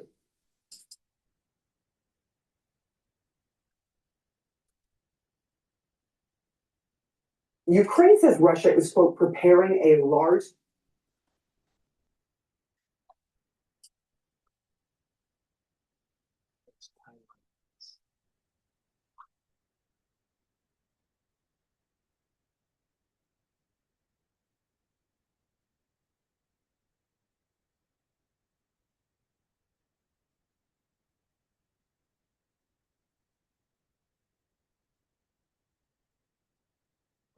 Russia starts 2 months of military exercises close to disputed territory with Japan. All right, what's important to keep in mind here is this last week we had military practice from the Chinese circling Taiwan. Now we have Russia starting to do drills. Something's up here. Please go to my store, the-studio-reykjavik.com. Get the collagen. This is dual purpose. This is going to help with musculature, joint health, cartilage, also bone density, skin health, hair and nail health. Super important to take every day. This is a month supply.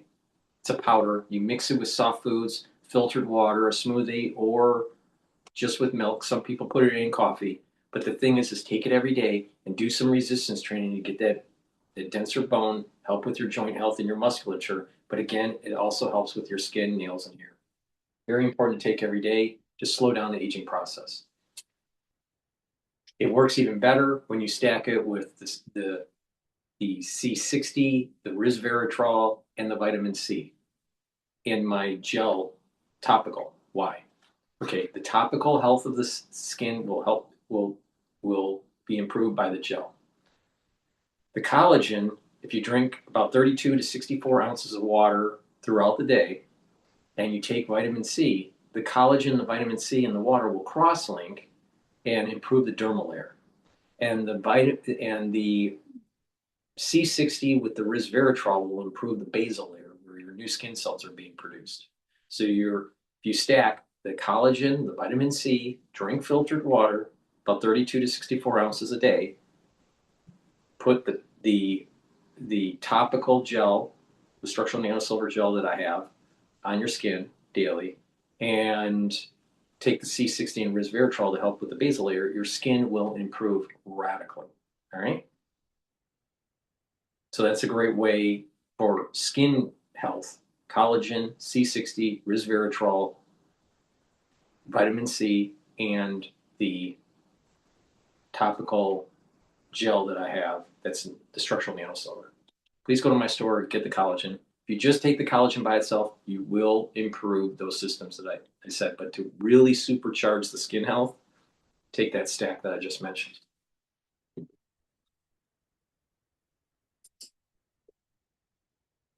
On the same day as China's largest scale combat drills around Taiwan, are the two exercises connected? And what is the significance of their concentration around the Japan-claimed northern territories, 4 islands north of Hokkaido Island, controlled by Russia since their annexation in 1945? Also in the show, we discuss reports of China testing its so-called carrier killer hypersonic missile launched from a destroyer during this week's drills around Taiwan.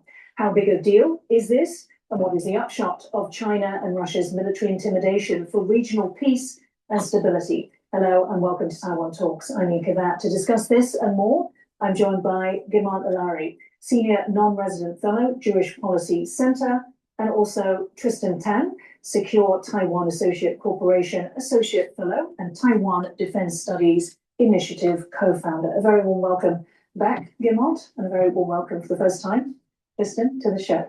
Pro-Russian Senator Suzuki Muneo from Japan's ruling party visited Moscow last week to negotiate access to Japanese cemeteries in the Northern Territories and the restoration of the Japan-Russia fishing agreement around these islands, which was suspended since 2022. Now, days after Suzuki's visit, Russia announced the military exercises. Russia and China conducted exercises, in the past couple of months, September, November 2024, close to Japan. So what's the significance this time with these drills? The backstory to the drill against Taiwan was the $11 billion aid package that the United States gave to Taiwan.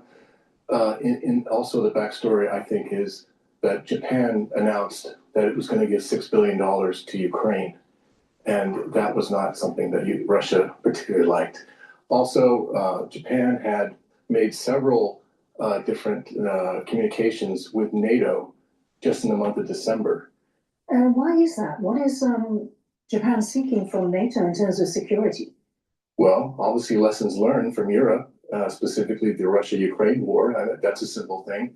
Second, Japan is also considered a major non-NATO ally of the United States. And so when the United States and Japan have to work together, the tactics and procedures that they do will be NATO standard. Tristan, 2 months.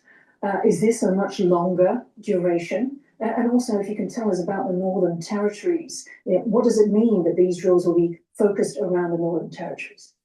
I will use a broader picture to assess the situation. I would say in recent years, especially since 2022, Japan has, the key focus is in the southwestern islands that's directed to Taiwan and China. They also know that Japan need to put a lot of resources into defending Japan from China. So they're probably thinking they could launch a new front of military pressure in the north to Japan and force Japan probably to yield more resources or condition to Russia, because Japan, it is not reasonable for Japan to confront both China and Russia in two fronts. You do believe that it's not a coincidence that this is basically organized, coordinated together with China? I would say the exercise is being pre-planned. If we took a bigger picture inside the overall scenario, where I would say that Russians definitely know that they are going to put more pressure on Taiwan, put more pressure on Japan, especially in the second half of 2025. So it would be rational for them to put more pressure on Japan in early 2026. Okay. Now, for the first time, China's military said its large-scale drills around Taiwan were aimed at deterring outside intervention. China's Taiwan Affairs Office said in a statement, any external forces that attempt to intervene in the Taiwan issue or interfere in China's internal affairs will surely smash their heads against the iron walls of the People's Liberation Army. So, Gemon, if China is to take Taiwan, obviously it doesn't want intervention by either the US or Japan. Tell us more about this, the pressure from the north and the south. Some analysts have described it as a pincer movement. Is it an encirclement? Is it a containment of Japan? Well, if we look at the history of both Chinese and Russian military activities around Japan, they've done a similar type of activity that China has done around Taiwan, which is the predatory movement around all the islands of Japan. They've had ships going around, they've got bombers and fighters circling. So this to me is a message that China and Russia are being aggressive towards Japan, and China is being aggressive towards Taiwan, and Japan being an ally, a treaty ally of the United States, puts pressure on the United States because the U.S. is putting pressure on Russia through Ukraine. So, this is a worldwide movement. It's not just localized in the Pacific. Although the Japanese probably wouldn't say that it's, aid is to put pressure on Russia. Perhaps their position is it's simply to help Ukraine defend itself, which ultimately ends up with that. But Russia wants to try to put pressure on Japan to stop doing that. Right. That's the message, right? And I think also the symbology of the reference "smash their head bloody against the iron walls" is a reference to Xi Jinping's speech in July of 2021 in Tiananmen Square, and also to the national anthem of the PRC, which is directed at occupying forces in China, which is reflective of imperial Japanese forces. Yeah, talking about imperial Japanese forces, there is a significance to the focus on the Northern Territories, which Russia controls. They call it the South Kurils. This is a remnant of World War II. So is this not, once again, an attempt to bring propaganda against China, against Japan? Yes, absolutely. I mean, Russia and China have unresolved issues between Japan and Taiwan, but between themselves, they don't have much border disputes officially. But they do have propaganda that talks about unequal treaties or unequal agreements. But the focus of Russia and China, and don't forget North Korea is also in play with this, because it's also a nuclear power as well, which is another. So you have three nuclear powers focused on Japan, which would make a country that has no nuclear weapons very jittery, I would say. Now, China's all-out campaign against Japan began after Prime Minister Takaichi Sanai was asked a question by an opposition lawmaker in the Diet last month. She was asked, when asked about the possibility of a Chinese naval blockade on Taiwan, you said it might lead to a Sonmitsu Kikijitai, survival-threatening situation. I don't intend to say it's absolutely impossible, but under what circumstances did you think it could reach that situation? And after several qualifying remarks, her reply was, if a military attack occurs against Taiwan, including a naval blockade conducted by warships, combined with other measures, the use of force could occur. For example, if the US military intervenes to lift the blockade and other forces or other uses of force occur to prevent that, such scenarios are conceivable. In such cases, the situation that arises must be assessed comprehensively. Now, Takaichi did not say Japan would defend Taiwan. She did not say Japan would attack China. And she did not say all war scenarios over Taiwan would trigger force. Takaichi's focus is acting in the interest of Japan, as well as collective defense, along with US forces. So for the record, in what ways could a Taiwan contingency be survival threatening for Japan? So let's take the latest military exercise around Taiwan as an example. They established 7+1 restricted zones around Taiwan. Basically, if they really carry out the whole blockade or quarantine scenario, it would definitely block entire traffic through the Taiwan Strait. It includes the air traffic or sea roads between Taiwan and Kinmen and Matsu. Also include the international shipments from south to north, north to south route through the Taiwan Strait. And apart from that, how does that affect Japan? Of course, a lot of Japanese commercial ships or cargo ships will need to use the Taiwan Strait to transit. But another thing is the South China Sea or the Northern South China Sea. PLA launched another military restriction zones near the Bitchute Channel. So it would also block the Bitchute Channel and the east side of Taiwan, which of course would definitely impact the regional transportation, including in the air and in maritime. Another thing is that if the China want to launch a war against Taiwan or want to blockade Taiwan, it would also need to block the U.S. force intervention, right? So it would need to deploy the Chinese Navy assets in the Western Pacific, especially in the Philippine Sea and very close to the southwestern islands, such as Okinawa or even Yonaguni Island. So it would definitely threat Japan's territory in that sense. So just picking up on what Tristan said about the US forces Japan. Okay. Now, what is it about the US bases on Japan? I mean, what happens in a war scenario? Why is Japan going to be threatened? Well, there's a good chance that at some point China would strike those bases, especially Okinawa, which has a high concentration of Marines, Navy, Air Force personnel.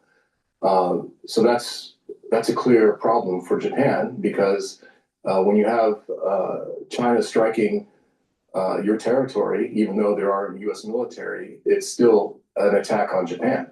And so Japan has to decide whether to defend itself or even more to actually assist the U.S. military in a defense of Taiwan. So or in the defense of Japan. I mean, well, yeah. I mean, of course, yeah. So obviously, the defense of Japan is the primary issue here for Japan, but they could also assist the U.S. military in its operations against China, and if that's the case, then it increases its risk, and it could even go even higher where there are actually Japanese military engaging in PLA forces, for example, who might be attacking Yonaguni Island or these other places along the. And let's not forget that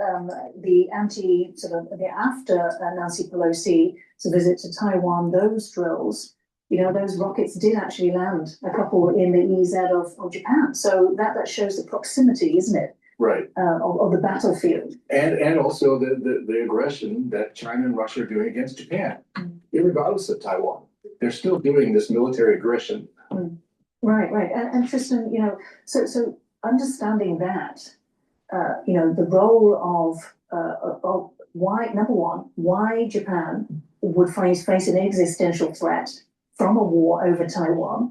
And then secondly, it is true that some of the wargaming, is it not, has played out the scenarios, and it's said that for Taiwan to hope to succeed against China, it would need the help of Japan as well as the US. So of course, we all know that the cross-strait military balance is quite lenient to China. Their military forces and their defense resources, of course, is way bigger than Taiwan. So Taiwan need every help we can get. And Japan, of course, its commercial interests just run through the ocean or air around Taiwan. So they would definitely treat the Taiwan scenario or Taiwan warfare as their existent interest, I would say. The second thing is that, as you mentioned, that if the PLA is going to attack on Taiwan, they would going to launch a lot of missiles and a lot of long-range rockets from the army. And if the target missed, or even the Taiwanese forces and PLA forces engage in the sea or in the air around Japan, it would definitely has a possibility to strike on Japanese assets and even their civilians. So I would say these type of scenario or issues would be treated as an existent threat from Japan. Okay. Now, according to Chinese state media, a YJ-20 hypersonic anti-ship missile was launched from a Chinese Type 55 destroyer during the so-called Chinese Justice mission drills around Taiwan December 30th. The report said maneuverable hypersonic missiles can hit targets from an almost vertical angle, making it very difficult to intercept. Global Times said it demonstrated the finalization step of a ship-to-ship missile on board the 10,000-ton class large destroyer Wuxi. So, Gilmore, let me ask you, therefore, they're calling this so-called carrier killer. What challenge does that pose to the US Navy? Well, it's a big challenge. But by the way, is this confirmed that they did actually launch a hypersonic missile? I believe so. It was a test launch, and it was successful according to the PLA. So there might be other assets that from the U.S. or other allied partners that might have more details, but I don't have those. But let's assume that it's going to be operational. And so the problem with it is it's a maneuvering missile, And which means that it's going to change its course as it heads towards the target, as opposed to a ballistic missile, which basically goes up, and like a hyperbola goes down. And this hypersonic missile is also very fast. So it's going fast, it's turning a lot. And so what the missiles that have to intercept it have to do the same thing, but better. And the problem is that if you overwhelm a Navy ship, let's say a carrier with, let's say, 100 of these, there's no way that it can defend itself against a mass attack. And so that's the problem. And the U.S. has to develop a countermeasure to that. Now, there are some countermeasures it has. It does have anti-missile missiles, but they have to be calibrated for this kind of threat. It's not a normal ballistic missile. Okay, and Tristan, I mean, the US has its own hypersonic missiles. A couple of years ago, it's also, launched them, so the ship-to-ship from destroyers. In terms of what does this capability mean for the US in terms of if it was to come to help Taiwan? I would say it would definitely make the US Navy to think more because, of course, they would face the basic threat from POA Navy, but they also need to worry about this type of new missiles that have more threat than before. But I would say in a real combat situation, the destroyers, the main capability or main mission of the destroyer is for aerial defense, right? Because even the Type 55 destroyers or cruisers can only carry about 108 missiles in these missile silos. So I would say most of them would be filled with air defense missiles rather than this type of ship-to-ship missiles. If the war did break out, I would imagine that the counter-ship missile would be launched from the shore of PRC because they can put more use more missiles, while the naval asset can, for example, the Type 55 can protect the aircraft carrier. So do you think it's more hype or just more symbolic that they wouldn't actually be using this? I would say in real combat situation, this type of ship-launched anti-ship missile will be limited, right? So I would say this time the trial seems to be more like a signal that the PRC is able to launch this type of missiles, and we do have this type of R&D is developing. Okay, now the US ambassador to China announced that the envoys of the Quadrilateral Security Dialogue, or Quad nations, the US, Australia, India, and Japan, had met in Beijing just as the PLA conducted live-fire exercises around Taiwan Tuesday. So, Gemma, what do you make of this signaling? There's lots of signaling, as we discussed, from China to the US, as well as to Japan. What do you make of this signal? Well, I think it's a pretty bold signal because these ambassadors are in Beijing. That's the first thing, to get together and publicly. This was a public meeting. It wasn't just something that they had a secret meeting and they walked out and said nothing. This was a public meeting, and they basically decried what Beijing was doing in Beijing. And these are the 4 Quad members. They're not a security alliance per se, but they are an alliance to do good. That's what they say. Yeah. And so in terms of decrying those live fire exercises, were they combating this propaganda that Taiwan is an internal affair, and were they talking about it in terms of a regional threat or even global? They described it as a threat to the peace and stability of the region, and it obviously caused some diplomatic problems in China, and consequently, a lot of the ambassadors from China all over the world started portraying this exercise as an internal matter, and basically none of your business, and stick with the one China principle. But these ambassadors, these 4, did something brave, I think. Yeah, okay, so now we're showing some of the international condemnation of China's drills this week around Taiwan. It's not just Japan and the US, but also the EU, the UK, South Korea, Australia, and the Philippines, who have condemned Beijing for its largest drills to date. EU says the drill endangers international peace and stability. Peace and stability in the Taiwan Strait are of strategic importance for regional and global security and prosperity. The UK says a peaceful Taiwan Strait is critical to global prosperity and the UK economy. Now, China's foreign ministry said on Wednesday that these governments had turned, quote, a deaf ear to the efforts of Taiwan independence forces using military means while ignoring external interference in Beijing's internal affairs. So, Tristan, is this evidence that China's propaganda is not working?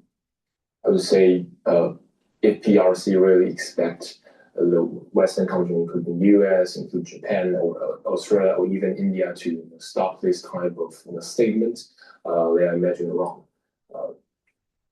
I would say reasonably they would treat this as a signaling, both Chinese statement and the US statement, Japanese statement as a signal, because of course they want to make the world and let their counterpart or their opponent to know what they are thinking. And basically, Beijing is trying to let the Western country to know that this is my red line and this is my internal affairs. And if you really touch upon these issues, such as providing more military equipment to Taiwan, we will launch maybe a military exercise around Taiwan, or even want to harass Japan even further if you continue to do that. So I would say it is basically signaling, and in terms of deterrence, I don't imagine that the US or other country would, because China's military exercise or statement, and stop providing Taiwan more weapons. And so, Gemma, how do you... Through these military exercises, either a miscalculation will take place, an accident that could launch a war, a flash pan in the region. It's really important to make sure that the Allied forces have a cohesive military strategy against China and be forceful and not be willing to capitulate.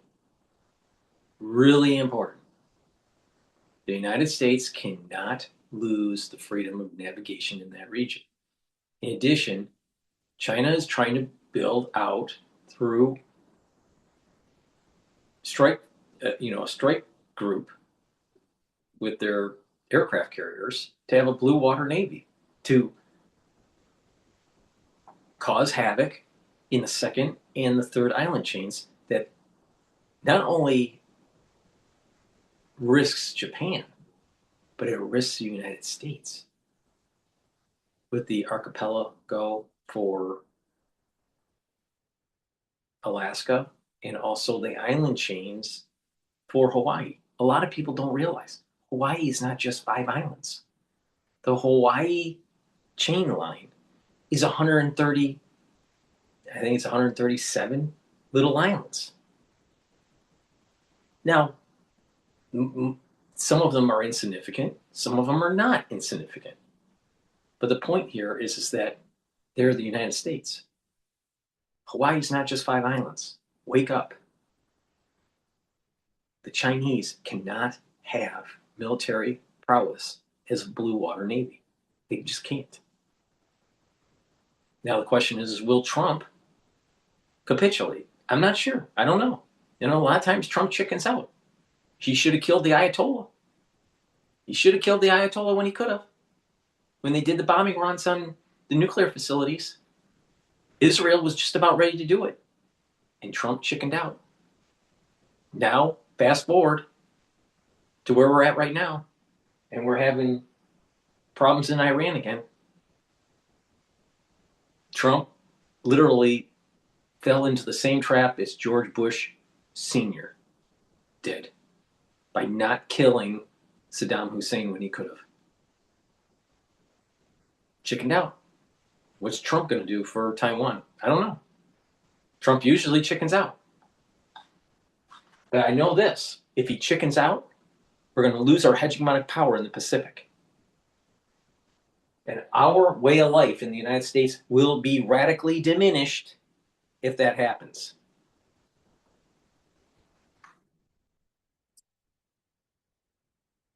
Interpret Donald Trump's comments where he did try to, make these drills seem like they're routine and kind of downplay the threat of them? I think in the net assessment of what the U.S. administration did is that basically they chose to provide $11 billion worth of military aid, knowing that China would do something like this. And so that's why he played it down, because he actually won, in my opinion. Taiwan gets $11 billion worth of aid. China does a saber rattling, and the end result is Taiwan stronger. Mm-hmm. And so I think that to me is the message why he toned down any reaction to what China did, because he won. Okay, and Tristan, final question. What do you believe is the broader upshot of China's aggressions, teamed up with Russia? I mean, what effect does that have? You said that you don't believe all of this would deter the US and allies. What kind of effect does it have? So I would believe that it will bring more consensus, or to let US, Japan, and other countries to have more discussion on how to deal with the Taiwan contingency, especially when the blockade such as this exercise has shown that the PRC is really willing to openly draw these 7 restricted zones and declare the air route and sea route will be blocked in these 2 days. Although they did not really carry out the maritime inspection or other kind of military or law enforcement missions, but I would say this type of statements or this type of planning really make the other countries to know that the PRC would come out to do that, and this is an early warning. Mm. And so perhaps what we're saying is that the allies, the US and allies, it hardens their resistance and resilience and preparedness. And start more conversation or start more planning to deal with the situation. Okay, we're going to have to wrap it up there. Thank you so much, Gimalt Larari and Tristan Tan, for joining Taiwan Talks. I think there's a lot of international gurus out there, trying to do their war planning and what's the best way geopolitically. The bottom line is this: the United States has to show force, because the Chinese they don't know anything other than force. And they're getting belligerent, they're getting hubris, and they think they're just going to take Taiwan, and the hell with the United States and the 9-dash line. The United States needs to be very forceful and kill the PLN and the PLA. Kill them. Not pussyfoot around, not negotiate, kill them. But Trump will chicken out, like he always does. Just like he had a bone spur and he had to dodge the draft in Vietnam. Don't trust people that dodge drafts. Please go to my store, the-studio-reykjavik.com. Get the olive leaf extract. It brings down inflammation and it helps with your lipid profile. This is dual purpose. This is going to help to boost up your immune system and reduce plaque formation. Super important to take. And when you have better blood flow, you're going to have better brain function. Why? Because you're going to get the nutrients and the blood flow properly to your brain.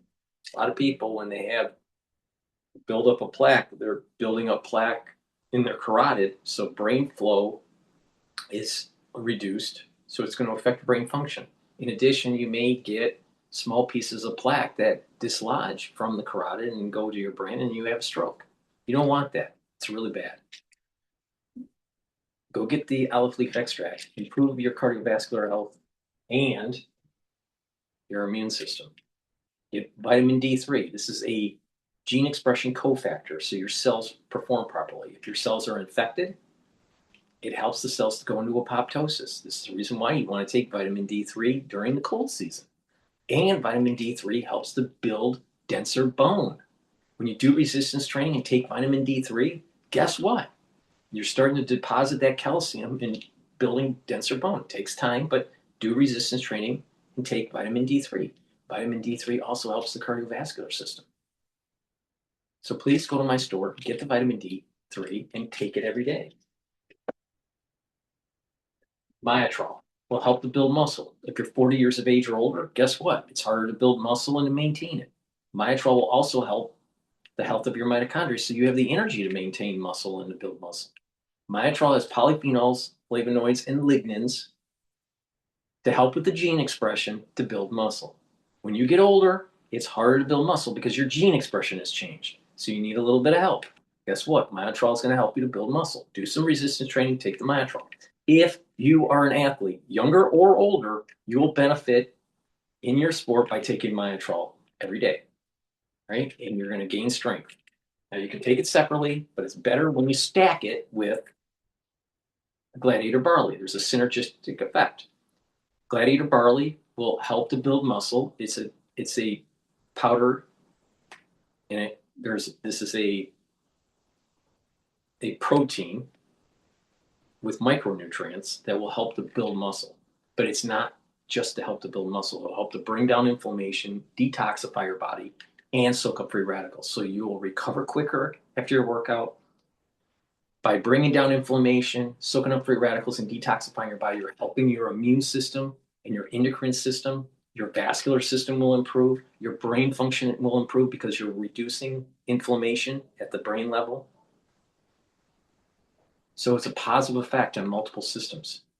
Now you can take the Gladiator Barley by itself, but you'll get a synergistic effect if you take it with the Myotrol together to build muscle.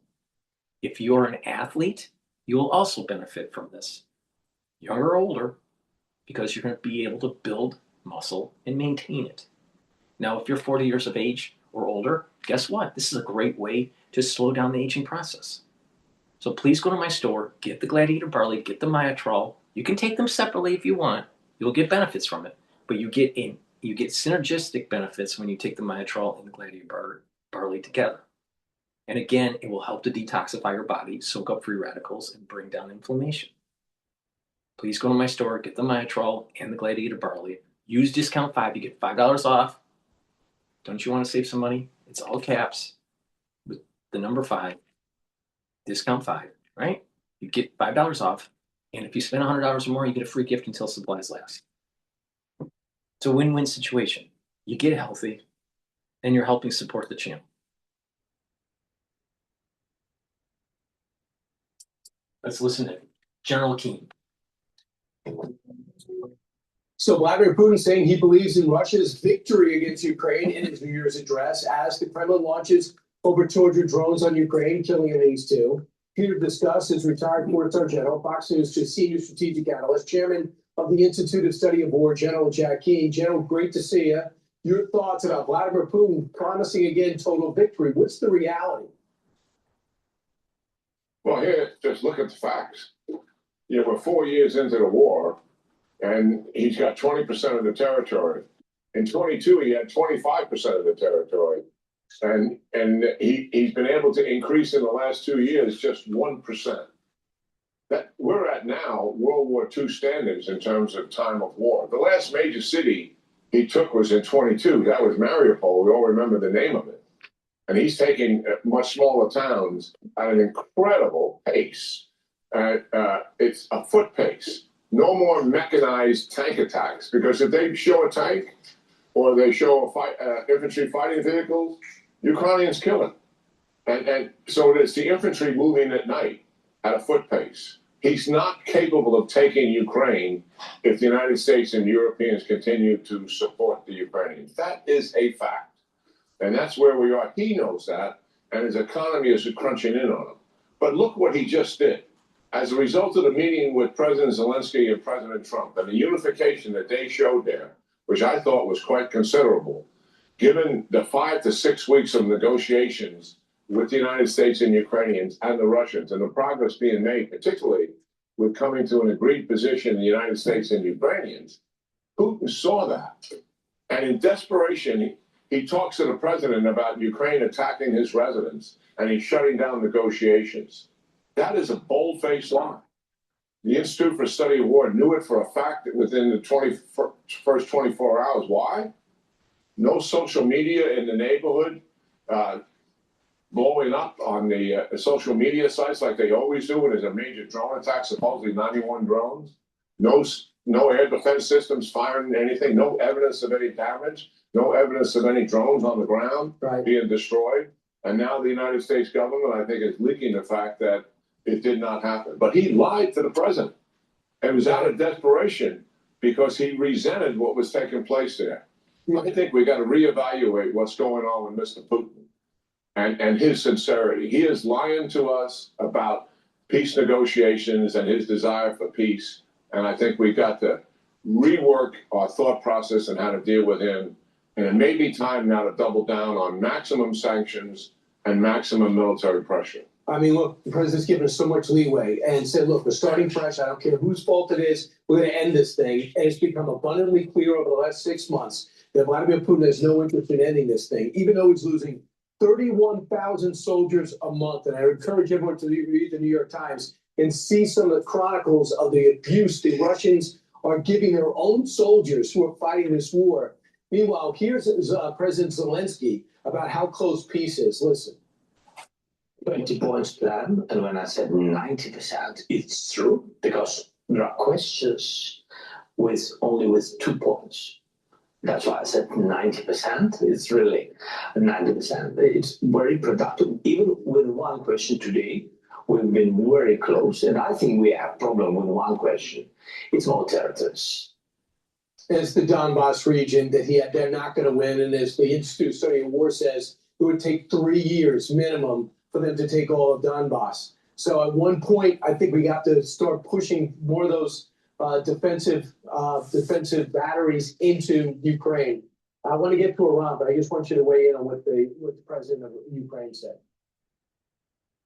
Well, look, the president of Ukraine and his people definitely want peace, but they don't want it at the expense of being more vulnerable to Russia in terms of a reattack. They don't want it on terms favorable to Russia. But he has made some serious concessions here to get that peace. And President Trump wants peace. I think we've clearly identified who doesn't want peace here, and that's Putin. Yeah. And we have to accept that reality. He says one thing, but he certainly does another. So let's talk about Iran. For 6 straight days now, there have been growing protests inside Iran. They have very little water. Their dollar, our dollar, is worth 1.4 million Iranian rials. So inflation is through the roof. And now it's spread into the rural areas. President Trump has put this on Truth Social. Check this out. If Iran shoots and violently kills peaceful protesters, which is their custom, the U.S. will come to the rescue. We are locked and loaded and ready to go. Then Iran warns us not to do so. What should we be doing here? And how big a deal are these protests in your mind, General? Yeah, well, they are a big deal. I mean, the backdrop for this is when the 12-day war ended, and the Iranians were really shook by that, particularly by the fact on the first shots that were fired killed all their senior military generals. I'm not talking about some of them. I'm talking about all of them. As we know, the senior nuclear scientists as well. They did not kill any of the civilian leaders. Let's make the assumption they knew where the civilian leaders were as well as they knew where the military leaders were. That rocked this regime. After the war ended, and they were weakened militarily for sure, and certainly more economically, they knew full well they were weakened politically inside of Iran as well as outside of Iran. And what did they do? They arrested 21,000 Iranians on the desperate hope that they were trying to put away in jail the informants. I think they were also trying to intimidate the population, and they feared reprisals because they're so weakened. They killed somewhere in the neighborhood, independent authorities, so our viewers understand, somewhere between 1,500 and 2,000 of those 21,000 they tortured and beaten inside the prison. President Trump has all this information. He knows full well what this regime is up to. 6 months later, here come the reprisals for the reasons you stated. Their life is miserable in Iran. That we estimate, independent sources, 90% of the people oppose the regime, Brian. That is absolutely staggering. And they're willing to go into the streets to risk their lives. Unlike Obama, President Trump has stood up for the Iranian people here and saying, leave them alone. Let them protest. They have legitimate concerns. Don't do harm or else. And in the back of the Iranians' mind, they know full well that they could come for them this time, the civilian leaders, with the help, obviously, of the Israelis in doing such a thing, and other options that they have available. This reminds me of Reagan, back when Les Walesa, the welder union boss, was leading the demonstration against the Soviet Union and the Russians who were controlling Poland at the time, and Reagan stood up for them. President Trump is taking a step further than that and saying, I'm going to be there for you, not just morally. So this is a significant step, I think, in the right direction, recognizing after talking to Bibi Netanyahu over the weekend, he knows full well how weakened Iran is politically, economically, and militarily. And we have leverage here. And he's willing to exercise that leverage to do what? To change their behavior. That is what is happening here. It is historic, the start 2026, because they've been a problem to the West and through the region since 1979's revolution. General Jack Keane, we'll keep a close eye on what's happening there. Thanks so much. Always great. Yeah, great talking to you guys. Have a wonderful weekend. Happy New Year. Yeah, same to you. I'm Steve Ducey. I'm Brian Kilmeade. And I'm Ainsley Earhart. And click here to subscribe to the Fox News YouTube page to catch our hottest interviews and most compelling analysis. $202. But RH, I was trying to Google it because I've been to an RH rooftop in Chelsea. They have a nice restaurant, and I was looking whether they're connected, and I think they are. But it's interesting to see furniture retailers really doing well. But they really have to also diversify their sourcing ahead of the tariffs this year and next in 2027. Certainly. You're also looking at an electric power equipment company, Vertiv Holdings. Vertiv Holdings stock is up by 4.5%. That's after Barclays upgraded the power equipment company to overweight from equal weight. So Barclays said that its shares currently offer a good entry point following recent volatility. They also note that the stock's year-to-date performance versus overweight rated artificial intelligence name like GE Vernova and Nvent Electric, which is good for the company. So this leaves Vertiv right for some catch-up. Yeah, now you also have this story that is getting a lot of reads today. It's a very funny story, but I was a little disappointed. So the title of the story is Bet Against Christ's Return Pays 5.5% annual gain on Polymarket. So it turns out that people have been betting if 2025 is the year that Jesus Christ will return, and it actually was a positive gain for them, but he didn't come. He didn't come, I think. Alas, somebody out there so, Polymarket is this niche world that we're trying to monitor, Polymarket and Kalshi and all the other platforms, because you see a lot of interesting bets there. For instance, the frequency of Elon Musk's tweets, or even Jeffrey Epstein, will he turn up alive? So you have oddball stuff like that, but you also have really serious stuff. And so for things like these, I talked to a lot of professors, and they all said that, okay, they're fun, but it diminishes the importance of these prediction markets. Because remember, the prediction markets have been around for a while. Of religious leaders, but yeah, go on. That too. But they soared in popularity during the elections when they were more accurate than some of the polls. So they do have utility in that sense. But yeah, with this specific bet, they were definitely accurate in this case. Yeah, some 3.3 million was placed on the bet. Of course, many came in as no. And yes, annualized without fees, they gain a profit of 5.5%. Who out there took the other side of that bet? So that's the other thing. I mean, you would think who in their right mind would vote no, maybe some believers, but also some of the professors I spoke with said not everyone who trades trade to hold. Sometimes you arbitrage and you're looking for profit. So that's also what I thought in the beginning. Could it be Christ or L. Ron Hubbard? Yes. Like you want to take one of those sides for sure. Exactly. So it's one of those interesting things that we've been watching. But it's definitely a fast-growing space, and you see more and more of these companies trying to make moves. And I should point out that I speak as somebody who's more Catholic. Let's put it that way. So, I have a vague idea of what I'm talking about. Isabel Lee, thank you so much. Do stay with us.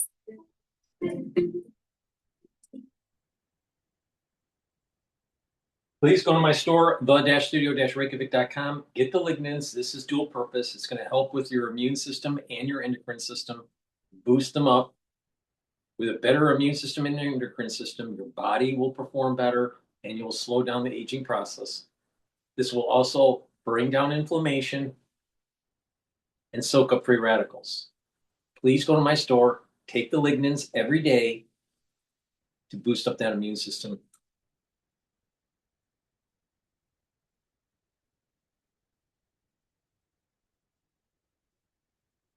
All right, let's see what's going on with. All right, let's listen to MS Now about Maduro.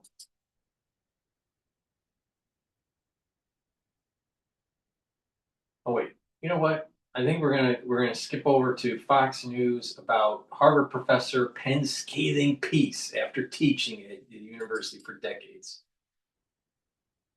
A former Harvard professor says he is leaving the university after 40 years, claiming its focus on DEI is doing more harm than good, writing, quote, "In the fall of 2020, I came across an outstanding prospect who was a perfect fit for our program. In past years, this candidate would have risen immediately to the top of the applicant pool. In 2021, however, I was told informally by a member of the admissions committee that, meaning admitting a white male, was not happening this year." Harvard alumnus Shavos Kestenbaum joins us now. Happy New Year, Shavos. Thanks so much for being on with us. Happy New Year. Good to be here. So the professor writes about the seemingly open anti-white, anti-male environment that has really been growing in Harvard. As an alumnus, is this something that you have experienced? Do you agree with what the professor wrote? Certainly, I agree with what the professor wrote. It's shocking, but it's certainly not surprising. I mean, a country that does not teach about its own history is certainly a country that does not have much of a future. But honestly, my greatest concern is the greater societal implications and the greater societal ills, particularly the demoralization of young people in America. So when you have cultural elites or professors who insist and instruct young people that their culture is not worthy of preservation, that their race is something to be apologetic over, that their history is not worthy of scholarship, then of course those young people, particularly young men, will become disillusioned and disassociated with the society they're meant to be interacting with. And we need to be very clear now that we're in 2026 that not all cultures are equal, not all civilizations are equal. We need to be teaching about the virtues of Western civilization. There's a reason that 200,000 Somalis are living in the United States, and spoiler, there are 0 Americans living in Somalia. So the anti-white discrimination, the anti-Asian discrimination, and the anti-American narratives being taught at institutions of higher learning is something that's been an open secret for decades. Well, and going back to the 1960s, about 85% of all universities required a course in Western civilization. But as the professor writes, I want to put up the full screen, he says, "It is hard to avoid the impression that, whether through hostility or neglect, Western history is being phased out or allowed to die on the vine at Harvard. My remaining colleagues in Western history are almost distinguished specialists, but new blood is not flowing in." And what he's referring to, we see all across the country, that these universities, not only are they not requiring Western civilization teaching, but a lot of places aren't even offering that. How can we expect these young students coming out of college to be able to lead our country if they're not being taught how our country became, how our democracy, our laws, and even science formed? This is very important. This dovetails really well with what I was saying about Mamdani. Mamdani doesn't understand the Enlightenment. Mamdani doesn't understand John Locke. Mamdani doesn't understand or care about the idea of life, liberty, and property, and how that is the cornerstone of our constitutional republic. So when you have a bunch of professors and a bunch of elitists not paying attention to the Enlightenment and the foundations of our governing body, don't be surprised you get a bunch of social democrats or Marxists running the town because they don't like capitalism. They want everything for free. They think that outcomes should be equal for everybody.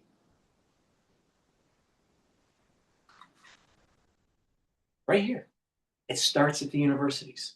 It doesn't have to just be at the elite institutions. It's also at the state schools. The bottom line is this. This country is great. Why? Because there's an awful lot of people that fought for the country, defended the country, and wrote into a system of balance of powers in a constitution. And guess what? Most of the people that died in World War II were white. Most of the people that died during the revolution were white. Most of the people that died in the First World War for the United States were white. What were the most of the people that died in the Civil War were white. All right? So stop pretending that this country doesn't have some sort of major foundation on people that sacrifice that happen to be white. That doesn't mean that other nationalities didn't also contribute, because they did. But the bottom line is this: demonizing Western culture, demonizing the Enlightenment, demonizing the idea of capitalism, demonizing the idea of the virtues of the bourgeoisie, all right, and promoting Marxism, we're going to have problems in this country. When you don't understand that the foundation of this country was the Enlightenment. Marxism isn't the Enlightenment. Marxism is more like some sort of post-hellscape. Postmodern hellscape.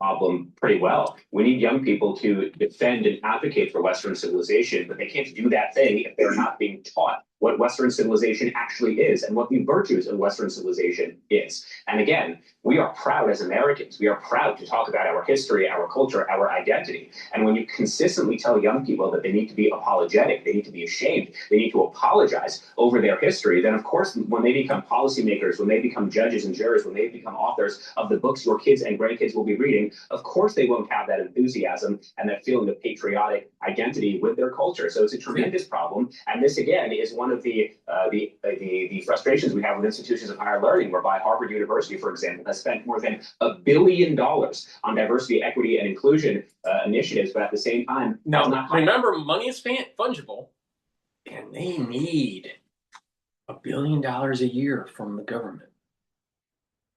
Amazing how that works. And they say, oh, it's for research. But you got to remember, about 30% of that money also goes for admin. Maybe 40% sometimes. It's not all the research. Don't be fooled. So let's see. The United States government is supporting their DEI. That's what's really happening.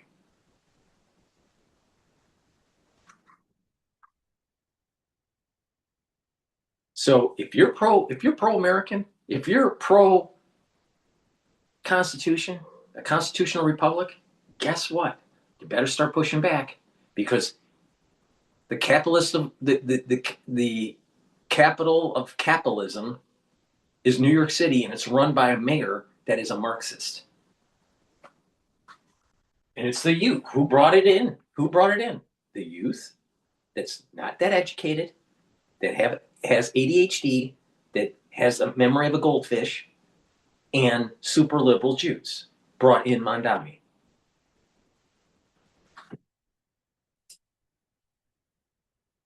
In the last 10 years, a single professor in the Western civilization canon. That is a major problem, not just for Harvard, but really for American society at large. I think that's why a lot of people are kind of going against traditional education. Excuse me. Travis Kestenbaum, thanks so much for joining us. We did reach out to Harvard University for a statement, but did not hear back. Thank you so much. Yeah, of course. Hey, Sean Hannity here. Hey, click here to...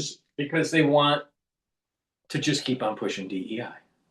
Please go to my store, the-studio-reykjavik.com, and get the turmeric. Turmeric will bring down inflammation and soak up free radicals. This will help to boost up your immune system, help to reduce plaque formation, because if you reduce the inflammation at the vascular level, if you soak up free radicals, you're reducing the concentrations of oxidized LDL. And when you do that, you have less plaque formation. Super important.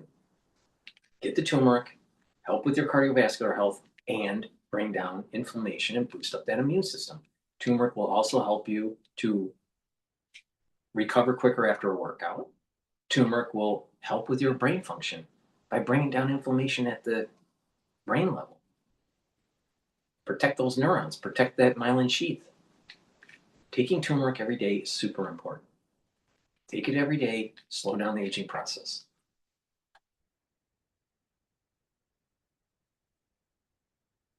All right, let's listen into Bloomberg. Be massive one way or the other because it's been trading in such a narrow range for so long. You know, what's a good valuation for Bitcoin right now, do you think, Yannick? That's a good question. I mean, there's not really a lot of fundamentals to value this on, as you know. But I think what was interesting in 2025 is that it was actually the first year since the Bitcoin ETFs, which remember many refer to as the IPO moment for Bitcoin. And so this is the first year since then that actually Bitcoin went down. And I think we saw a ton of demand for Bitcoin. I mean, I think October and November were among the biggest Bitcoin inflow months we've ever had on the platform. And so I think even though it's come off its highs, I think there's still a lot of demand. There's still a lot of people that are underwriting this now based on the political momentum, everything that's sort of happening in the industry within crypto. And then the question is there sort of a leading lagging indicator between all the developments in the industry? You're seeing now crypto go onto API rails. We just acquired a company called Alto Crypto IRA that lets you actually hold Bitcoin and other crypto assets in your IRA account. And so in so many ways, this asset class is maturing. And I think a lot of people are underwriting sort of the continued maturity of this asset class as they look to hold Bitcoin long term. So you didn't particularly see massive outflows from Bitcoin or any other token currency? No, not really. I think there's been a little bit of a more consolidation around Bitcoin. And so I think in the crypto world, you can maybe call it a little bit more of a flight to quality just in the sort of the back half of the year. But generally speaking, I think investors are still very bullish on crypto long term. And I think you will continue to see that crypto is a bigger part of what you might call sort of the modern portfolio. How are you thinking about the bond market and rate cut expectations for 2026? And how consequential is this for the tech sector? Yeah, that's a good question. I mean, I don't think we got as many rate cuts as most people expected. And so I think it is really curious to see how the bond market will play out in 2026. Also, when you're talking about sort of fundamentals among the S&P 7, the S&P 10, sort of the max 7 and 10, that are still a little bit on the high side. I think some people are still expecting that there is way more rate cuts to come. I mean, you see it in some of the commentary that's obviously coming out of the White House and people around there. So I think most people have priced in more rate cuts going forward. And as we've seen historically, that should sort of inflate more risk on assets. So crypto, again, I think will be a beneficiary of that. But also these longer term tech companies who have cash flows that might be, even though they have great earnings potential, great earnings performance right now, I think many of them are being underwritten on future kind of performance that might be even better. And especially as we think about potential rate cuts this year and thinking about the state of the economy right now, we know that the U.S. consumer has really been strapped. We've been talking over and over again about this K-shaped economy. How are you thinking about the health of the U.S. consumer right now? Yeah, I think it is very K-shaped. And that's why I think companies that cater a little bit more to sort of the upper part of the market tend to do a little bit better where there's not a lot of recession risk. By the way, it's funny, I think in the world of retail investing, I think you've seen that bifurcation as well, right? Since COVID, retail investing has exploded. And it's now at the point where you're seeing two things play out at the same time, which is quite interesting. On the one hand, people are embracing these more casual, speculative assets that are more sort of akin to betting. But at the same time, retail are becoming very sophisticated, and they just had one of their best years ever. And I think a lot of that has to do with them being accompanied by sort of market moves of the past. I mean, April for us was a month where we saw retail being very, very quick to buy the dip. For reference, public caters a little bit more to sort of the sophisticated, serious type of investor. And they're becoming more AI literate. They're using AI tools to research stocks better, faster, with more quality. And I think you'll continue to see that being a big, big trend going into 2026. Yeah, like there are so many platforms that you can trade on now. And I know you say you cater to the more sophisticated investor, but what would your ambitions be for public.com for the next, 1 to 3 years? I think it became clear in I'm a pretty sophisticated investor, all right? I wouldn't touch Bitcoin. I made money in Bitcoin. I traded it, but I'll tell you, there is a manipulation that's taking place. It's There are too many whales manipulating the market. Don't go in. You can make more money someplace else. Now, if you want to take a look at the economics of it, guess what? Bitcoin, you can't be a storage value if you have volatility, high volatility. You're better off in treasuries or a money market or in dollars. Now people go, oh, the dollar's going down. The dollar's going down. The last 5 years, it was valued in relative terms too high. If you take a 10 or 15 year data set, it's moving towards the average of what the value is. You don't want it too weak, but you don't want it too strong either. So the dollar is actually at a good point right now. Well, it could go down a little bit, it could go up a little bit, but it's moving towards the average. During the Biden administration and during COVID situation, the value of the dollar appreciated. Why? Because we were a safe haven. And that's what happens when you have a strong currency.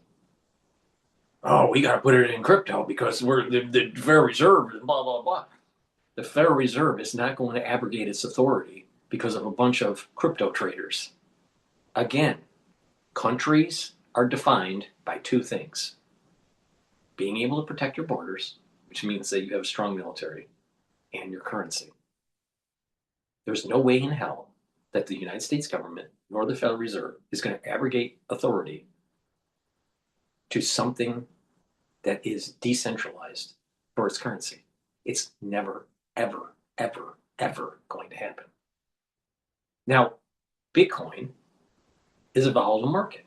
Could you make money in it? Yes. Could you lose money? Yes. It's a virtual commodity. It's not a storage of value. Don't be confused in this. There is no way that it's going to be the currency for the United States. Now, the United States will go into a digital dollar and eventually extinguish all physical money. But it's the same because it's all fiat. It's all fiat. So what? So the bottom line is this. Crypto is being heavily influenced by whale traders, manipulation. The average investor can't buy a $100,000 coin. So you got to buy a fraction of the coin. And these small fractions of the coin, you're not going to make much on it anyways. So the big players are the ones that minted coin, these digital coins, early on when it was cheap to mint. And it's probably going to be some sort of S-curve. There seems to be a magic number, $100,000. $100,000 a coin, a token. Well, how many buyers are going to be above that? Not retail. The retail investor's only going to be buying fractions of a coin. And it ain't going to be half. You're not going to put 50 grand in. You're going to put 10,000. So you get 1/10 of a coin or less. Maybe 1/20th of a coin or 1/100th of a coin. So it really doesn't matter. It's the whales are manipulating the market. And because there's not going to be enough liquidity for it, you're going to have these wild swings. I'd stay away from it. You can make more money in oil and you can make more money in stocks. You can make more money in being able to trade a bond portfolio. Don't do it. Don't do it. And I'm a pretty sophisticated investor. All right. Let's listen into the problems with the liberal media and Tim Walz and his fraud. What's going on here? Even the liberal media is starting to get going against Tim Walz. Crazy, isn't it? Even the liberals are against you. The Washington Post editorial board is calling for stricter SNAP qualifications across the U.S. as Minnesota fraud scandals unravel under Governor Tim Walz. They say, quote, Walz's boondoggle underlines the need for serious reforms across America. Too bad that too many progressive leaders are lackadaisical at best about cracking down on fraud and errors lest it curtail social services. Joining us now is senior writer for the Washington Examiner and Fox News contributor Joe Concha. Joe, SNAP is the fourth most likely for fraud of federal programs. Your reaction to the Washington Post editorial board? Well, you got to wonder, guys, if Governor Tim Walz will blame white supremacy for the Washington Post editorial board, not exactly a bastion of conservative sentiment. An editorial board has never endorsed a Republican presidential candidate in its history, by the way. They're now even calling out Walz and other Minnesota state leaders, and rightly, because now you got to look at all the pressure from federal government under Donald Trump and what he's doing in putting the pressure on Minnesota, and rightly, given the billions of dollars that were stolen, allegedly, by members of the Somali community for many years. HHS has now cut off all child care funds. The Department of Agriculture now investigating SNAP. The Labor Department is now investigating unemployment insurance fraud, and Homeland Security, Justice Department, they're now executing search warrants in a door-to-door fashion. This is a full-court press. And I'll leave it here, by the way.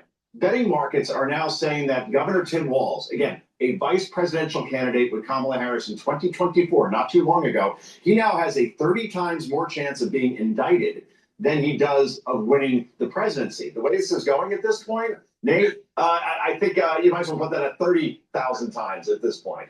You know, Joe, honestly, this system, it just needs to be cleaned up. And I know that this is, I don't know if this is going to sound good or bad, but maybe this needed to happen at such an insane level for people to realize how much these programs are being taken advantage of, because a lot of people rely on this and they're just getting swept under the rug because so many people are doing so many things wrong. Do you agree or disagree?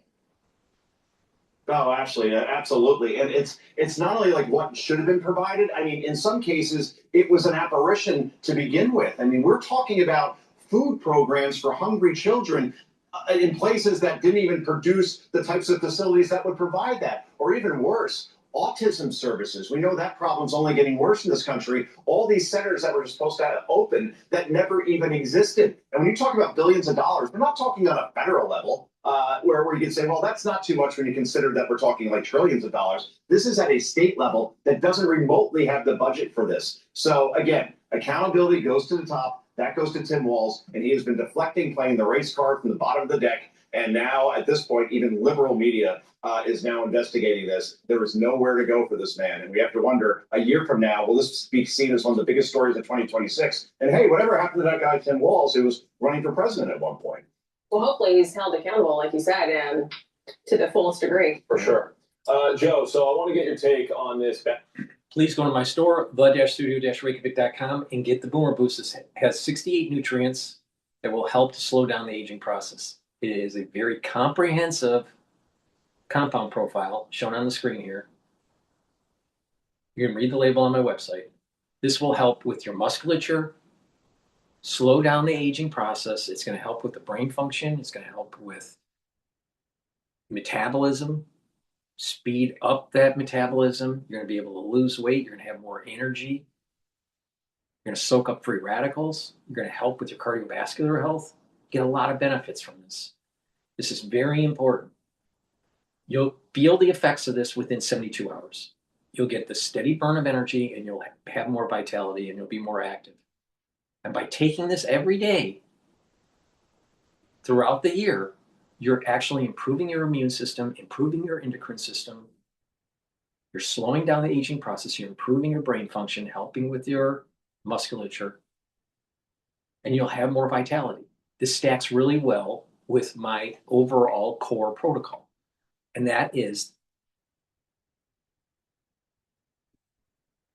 the multivitamin and the probiotic are the foundation. So get the multivitamin and the probiotic. Then for the first pillar, get the Max 35 or the cleanse. That will help to boost up the immune system, the innate immune system. C60 will soak up free radicals. It's 1,000 times stronger than vitamin C. Turmeric, ashwagandha, and lignans will help to boost up your immune system and help with your cardiovascular system by bringing down inflammation. And the Boomer Boost is going to rev up your metabolism and increase your energy levels. And if you pay attention to that protocol, that core protocol, you're targeting all the aspects of aging. You're getting more energy. You're bringing down inflammation. You're soaking up free radicals. You're targeting your cardiovascular system. You're helping with your brain function. See, when you pay attention to what makes people get older, it's they get chronically sick, they have chronic inflammation, they're building up free radicals, they start having plaque buildup, they start having memory issues. We're targeting all that with that core protocol. Take it, and you'll slow down the aging process.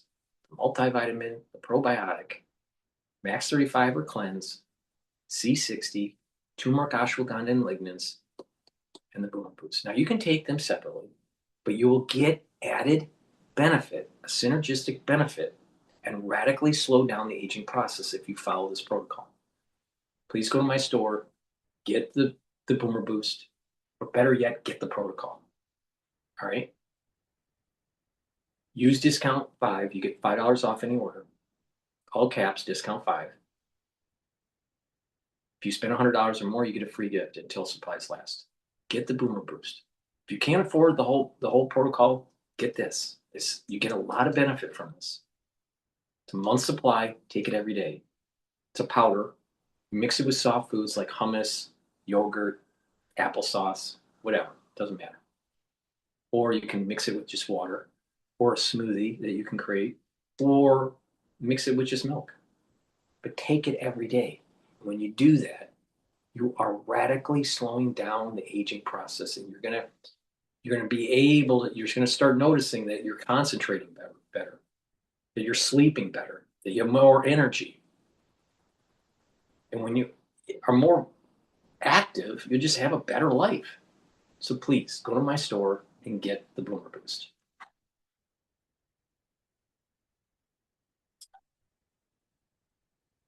And forth between President Donald Trump and actor George Clooney. So we're going to start by showing you Trump's Truth Social. It reads, quote, "Good news. George and Amal Clooney, two of the worst political prognosticators of all time, have officially become citizens of France, which is sadly in the midst of a major crime problem because of their absolutely horrendous handling of immigration.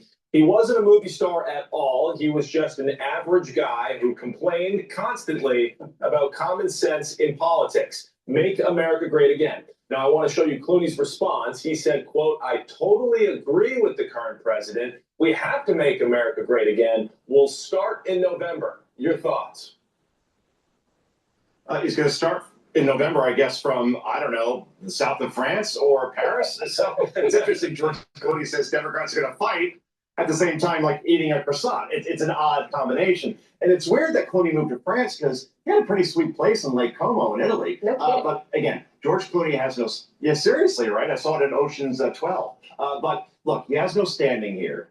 He was at a fundraiser in Hollywood just days before that disastrous debate for Joe Biden in June 24 and said nothing. He only wrote that infamous op-ed after it was realized by the country that Biden's brain had turned applesauce and it couldn't be hidden anymore. And now, because he played Edward R. Murrow in a movie 20 years ago, he thinks CBS moving to the center as it's doing is a very bad thing. So overall, Clooney is going to fight this, I guess, from France. It makes no sense, but more power to him. Nice is quite lovely. I've been there. I don't know if you have actually. Joe Concha, as always, thanks so much. Want even more Fox News on YouTube? Become a Fox News. Another example of a liberal that runs away. Just runs away to another country. And think about it. What's happening in France? They got a major debt problem. The country is literally going bankrupt. Their economy sucks. Their politics is in shambles. And he thinks that he's going to raise his children as Frenchies? Get real. Get real. Clooney, I'm tired of the virtual signaling. The guy thinks that he knows it all. These entertainers will tell you how it really is, but yet they're multimillionaires. Hell with them all. Please go to my store, the-studio-reykjavik.com. Help support this channel and be pro-American. Don't be, I'm going to run to France. I'm going to run to Canada. It's the same problem that we had with a bunch of draft dodgers during the 60s. They ran to Canada so they didn't fight for their country when the country needed them. And the reality of the situation is the chances of getting killed in Vietnam was like only 2%. Oh my God. Someone that runs away is a coward. George Clooney is a coward. Please go to my store, get the Goodnight formula.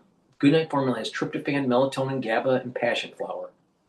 This will allow you to get into 3 to 5 cycles of REM sleep. And when you're taking this and you're getting into those three to 5 cycles of deep sleep and REM sleep, you're detoxifying your central nervous system.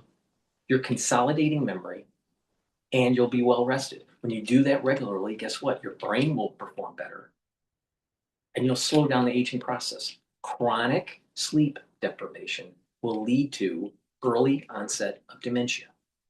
So it's really important to take the Goodnight formula every night, get into those 3 to 5 cycles of REM sleep, improve your brain function, and you'll slow down the aging process.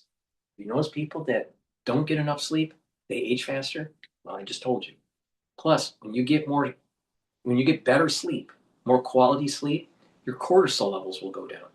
When your cortisol levels will go down, you're improving your immune system. Chronic elevated cortisol damages the body and ages you faster. That's why people that are stressed out look older. That's why, right there. Cortisol levels are too high. Vitamin B complex. Vitamin B complex will help with your cellular metabolism. The first 4 B vitamins in here will improve the health of the mitochondria and help with the electron transport chain to produce ATP. So you'll have more energy. In addition, B12 will help to protect neurons. This is super important. If you're age 40 or older, you need to take the vitamin B complex, protect those neurons and your brain function. So please go to my store, use discount 5 to get $5 off any order. If you spend $100 or more, you get a free gift. But I'll tell you, there are so many people that go, oh, I don't like what Trump's doing, I'm going to go run away. Ellen DeGeneres ran away to the UK and the UK doesn't want her. And she's all upset. And Clooney, who's actually a decent actor. But the thing is that, you're an actor. You're not a pilot, you're not, a international affairs guru or domestic policy guru. Now, he can have an opinion on it, but don't think that his opinion is better than Blow Joe that works on the automotive line. Clooney showing lack of courage. He's a coward. He runs away.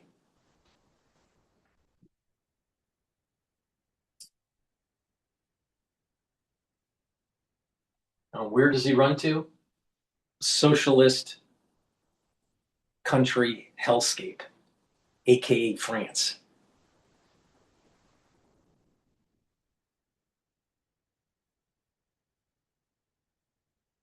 All right, let's see here.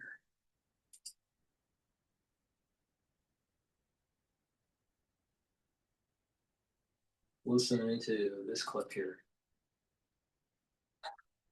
This is the quickest way to go from AI beginner to AI fluent in 2020. I want to listen into this Swiss ski resort fire. This is on CNN. I'm Venetia Rainey. And I'm Roland Oliphant. And this is To a near standstill, the whole country, due to a government-ordered shutdown caused by protests across the country.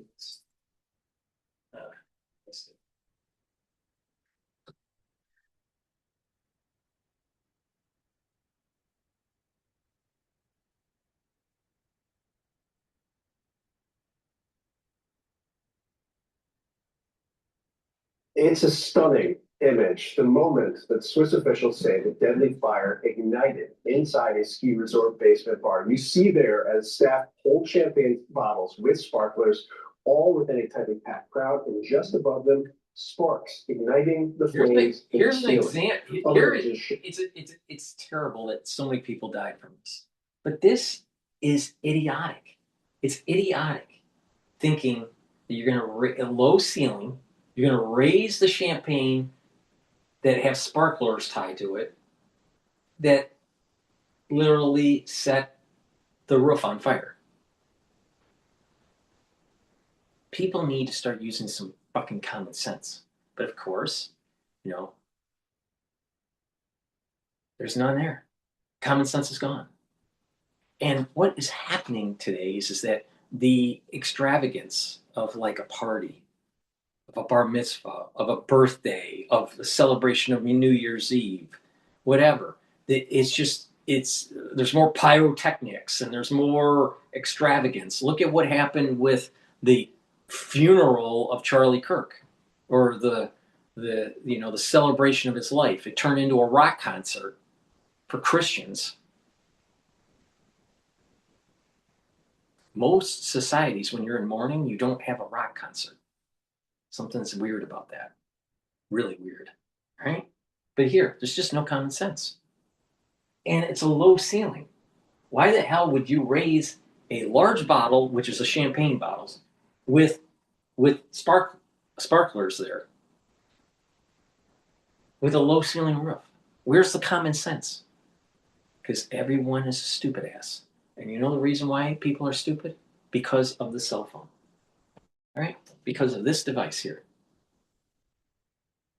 Doing the TikToking, not having the common sense, losing the ability to concentrate and be aware of your surroundings. Social media and mobile devices have made people stupid. And this is what happens. Stupid people doing stupid things that led to the death of people. So things like the cell phone and social media is literally making people not concentrate and become unaware of their surroundings. That's pernicious. This activity is pernicious that leads to a catastrophe like this. Every single one of those people that were raising their champagne bottles with sparklers in a low ceiling,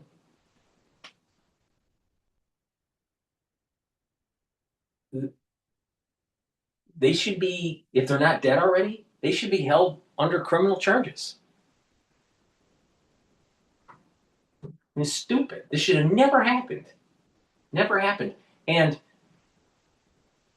the bar or the facility that this was at, the ones that were the manager for the facility should have prevented this from happening. Where was the awareness? Here's again, the awareness. When people are too focused on social media, not thinking, not reading,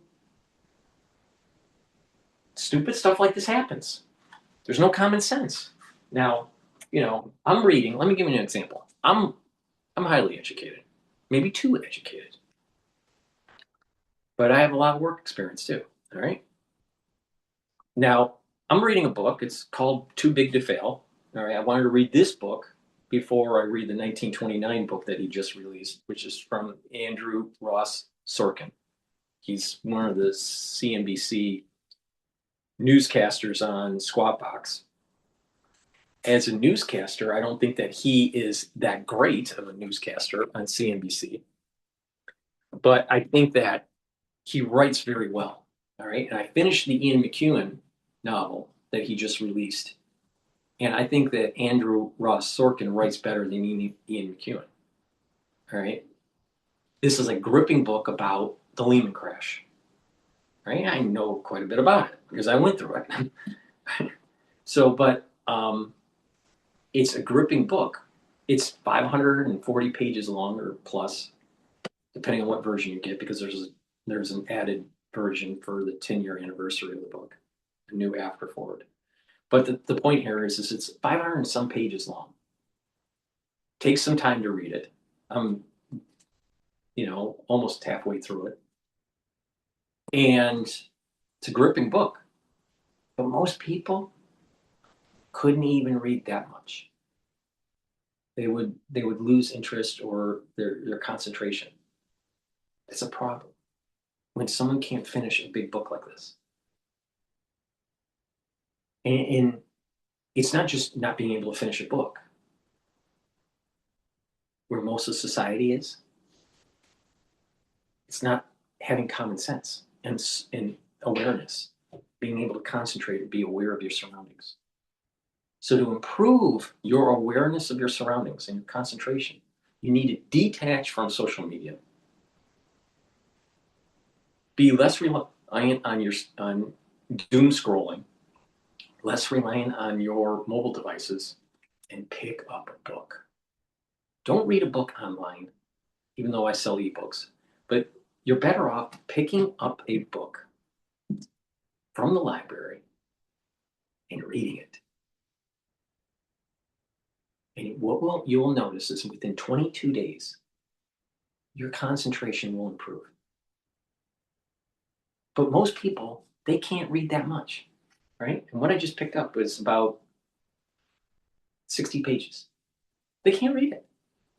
They stop. They couldn't read the whole book. Most people.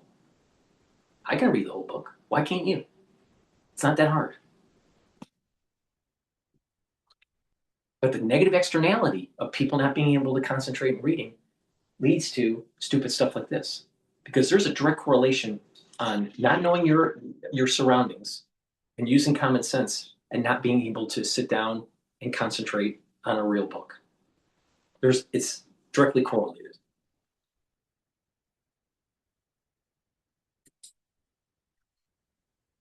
More closely, staff wearing helmets as they hold those sparklers. CNN has reviewed and verified multiple videos that show the moments that follow. Now, as you watch, I do want to warn you, they're disturbing. They're all stupid. They cause it themselves. Every single one of them, they cause it themselves. Now, there are additional verified videos then showing the chaos unfolding, panic in the bar as patrons search for an escape and the desperation as the fire grows larger. At least 40 people died and 119 were injured. Officials say that many of those are fighting for their lives. CNN's Nick Robertson has been on the ground and been following the latest there at the scene in Switzerland. Nick, what are officials saying? No one states it like I stated it. Common sense is not common anymore because of a lack of awareness of your surroundings, and there's too much stupidity that's taking place, and it's directly correlated with overuse of social media and that instant gratification and not paying attention to your your surroundings. This was done because people were stupid. This should have never happened. Society should not get to this point.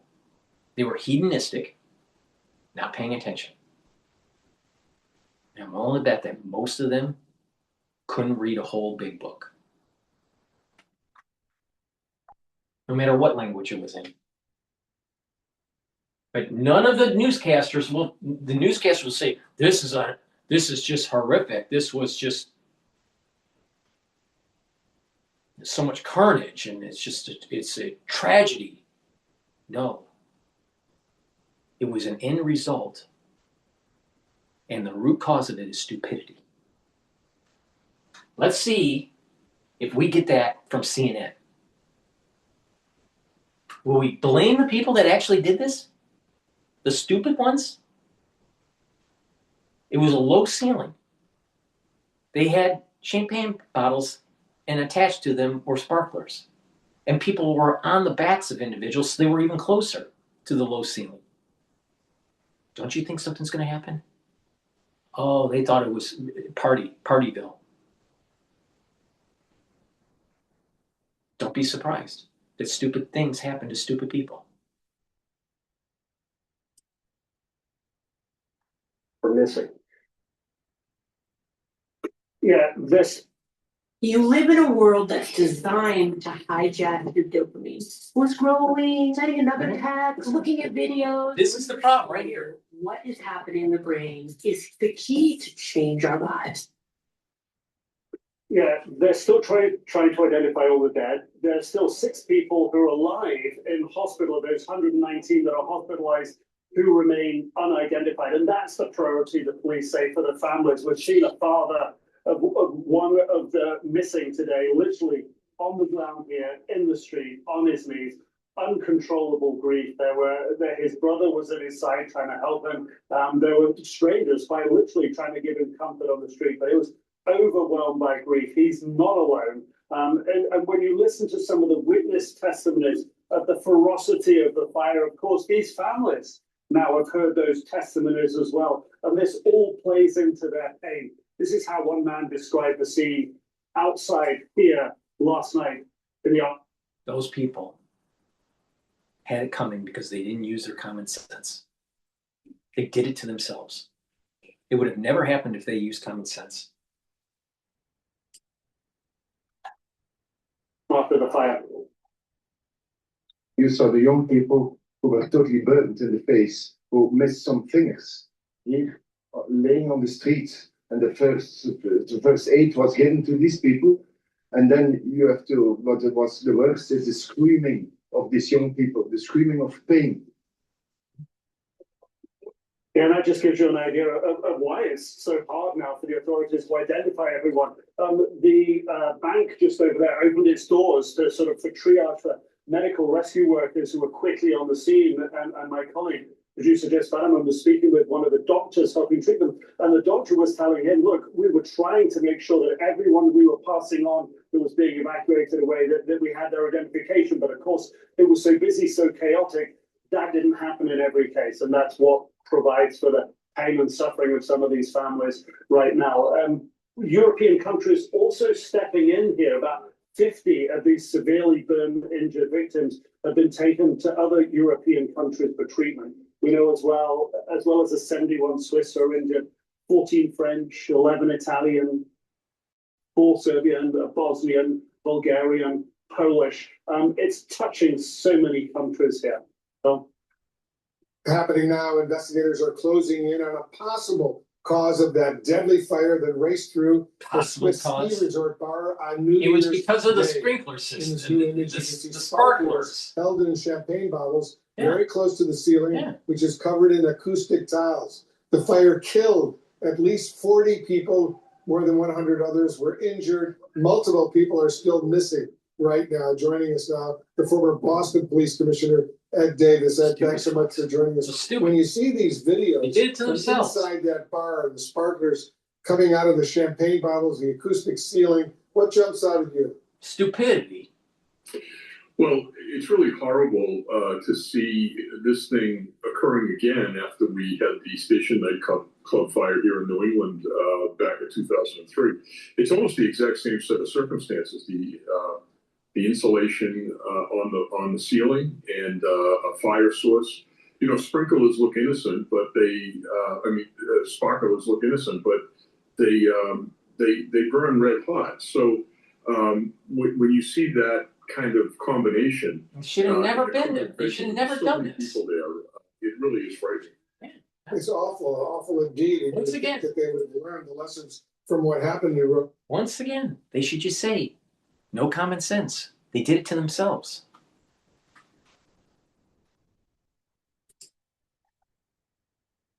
Island and that horrible sprinkler-related fire then. What are some of the questions investigators are asking about the bar's capacity and the crowd size at that New Year's party?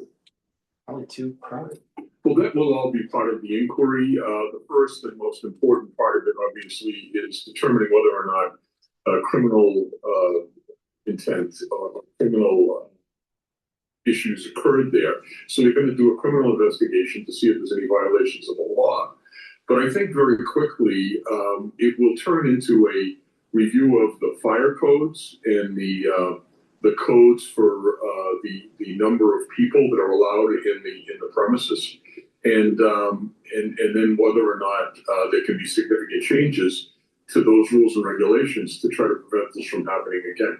When you're in the cellar of a building like that and there's only one egress, air is coming in and people are trying to get out, and that combination can cause a flashover, which resulted in all of these deaths. It's horrible. You know, I'm curious, what are the similarities between this fire in Switzerland and the one at the Station nightclub in Rhode Island back in 2003? I remember that fire was awful. For those who aren't familiar with what happened in Rhode Island at that nightclub, 100 people died in that fire. And there were some similarities, right? Yes, There certainly were. One of my staff members was the head investigator on that fire, and I just spoke to him. People were really piled up like cordwood at the front door. You couldn't pull the bodies out because of the lack of egress. The fire happened so quickly with that insulating material, the noise dampening material that they had in the ceiling, that people just could not get away, and most died from smoke inhalation.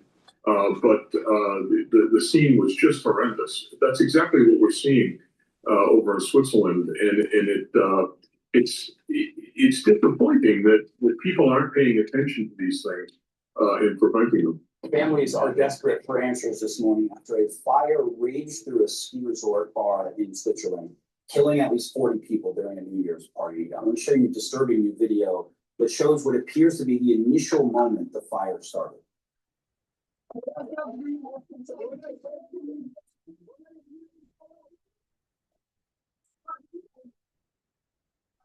Would have never happened if the sparklers weren't attached to the bottles and people raising the bottles close to a low ceiling.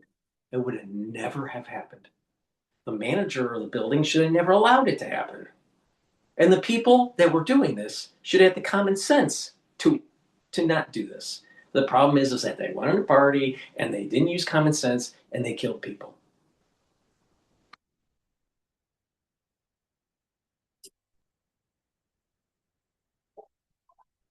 So you see people are already swatting at the fire there. And then in another video, you can see the fire getting larger as panic begins to set in and people are trying to escape. And then in video shot from the outside, people can be heard screaming as a person stumbles out of the building. And before we show that to you again, it may be disturbing to see.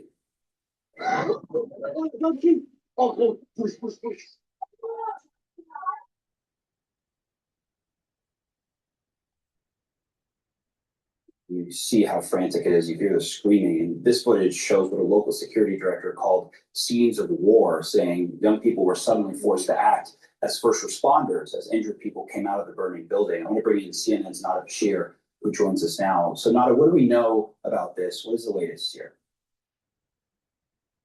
Well, look, Omar, investigators are still very much in the early stages of their inquiry. At this stage, the priority, officials say, is on identifying all of the victims. Some of them have not been identified yet. There are still families waiting for confirmation of whether their loved ones who are still missing are among the victims killed in that deadly blaze, or perhaps among those injured who've been transported to hospitals across Switzerland and in neighbouring countries, but have yet to be identified. So this certainly is a moment of anguish for so many across the country, still in mourning. At this stage, at least we know that 40 people are presumed dead, some 150 others are said to have been injured. Authorities say many of them were badly burned, and we know that many of those who were inside the bar celebrating New Year's were young people, some of them even teenagers. So this really is a tragic incident. For the blaze beginning at around 1:30 in the morning, according to authorities. So as you can imagine, this was the moment where many were still celebrating New Year's, gathered at this very high-end popular bar lounge to celebrate New Year's. And as we've heard from witnesses, there many of those in the area became first responders as they waited for emergency services to respond. And at this stage, there is no firm conclusion as to what actually caused the blaze. There has been some speculation, with witnesses saying that sparklers were carried in champagne bottles near the ceiling, which in the video you showed just a short while ago appeared to have been the first thing to catch fire before the entire bar itself caught ablaze. But again, it is just speculation at this stage. There hasn't been confirmation from the authorities. Investigations are still ongoing, and of course the priority at this stage, as officials have reiterated, remains focused on the victims, the casualties, and of course their family members as well. Nada Bashir, thank you for keeping us. Please go to my store and get the Clarity Factor so you're not a stupid ass like the ones that are in Switzerland. Clarity Factor is a very powerful neurostat. It'll allow you to concentrate, allow you to perform better on cognitive tasks. It will help to improve the dendritic connections between your neurons so you're thinking faster and you have better memory. And again, you're concentrating. Gets rid of that brain fog. So you don't do stupid things like what happened at the bar scene in Switzerland. Please go to my store, get the Clarity Factor so you can concentrate. It's a very powerful neurostack. And when you do this regularly, you're improving your brain function. Please go to my store, drink it with filtered water, take it every day to improve that brain function.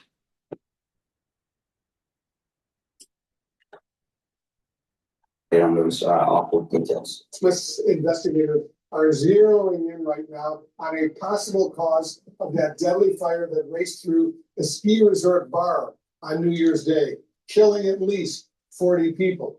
In this new image, you can see sparklers held in champagne bottles very close to the ceiling, which is covered in acoustic tiles. We want to warn our viewers, the footage you are about to see.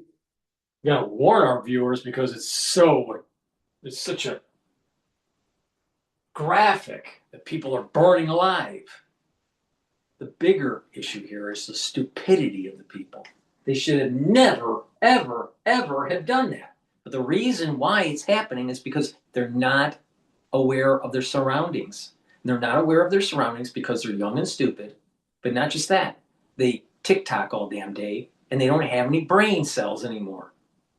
The social media has made the youth stupid. Stupid. This is 100% the patron's fault. Now, the manager should have prevented this from happening. So it's also manager's fault. But they should have never done this. They should have, because they weren't looking above them. They weren't aware of their social surroundings. They thought everything was going to be copacetic. And this is the problem with social media. No one has common sense. Made people stupid, but it made Zuckerberg a billionaire. It made Tim Cook a billionaire. But you got most of the society that's stupid now.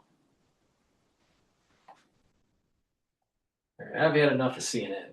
Let's go to Bloomberg. The easing of his pace really just eases voter concern over price levels as they continue to really increase. I mean, I feel like all the politicians now have pivoted to affordability, because everything is just being more expensive when you go to the grocery store, when you go to restaurants. And so in relation to this one, the White House published a fact sheet on Wednesday, and Trump also hosted a New Year's Eve party when this was announced. The higher tariffs will take effect on Thursday, but are now set to take effect on January 2027. Quite a day, but still a lot going on. Anything else you're watching? The last is Verti Holdings, tickers VRT. Shares are up by almost 8%. That's after Barclays upgraded the power equipment company to overweight from equal weight. They say that now the stock's year-to-date performance is good and it's ripe for some catch-up in 2026. And they're looking for, quote, substantial upside. Their price target is now $200 versus $181. So at least we're ending on a good note with shares up by around 8%. And we're certainly not seeing any drop-off in those metals trades either, Isabel, right? Definitely not. Precious metals, they're rallying from aluminum to silver to gold. I was telling Paul Sweeney earlier today that it shocked me that gold is higher by around 60%, but silver is almost 150%. Yeah. So it's more than double. And I feel like people just talk about gold all the time, but silver is also. Palladium also, it's just a precious metal. Yeah, copper. Name the metal you want. Yeah, I mean, I guess there's going to be a lot of building next year, whether it's building of thin film transistors or buildings, right? Because you need some of those metals and all of those things around. Absolutely. As we think about data centers and a lot of the tech that we're thinking about, copper also is a major player in that. Yeah, exactly. It's going to be fascinating if the bubble does burst in metals. And I'm not saying it's an actual bubble, but if some of the air comes out, the rally lose steam, then it could spread. But they were the biggest gainers, and the biggest losers were among them were Bitcoin and Brent crude.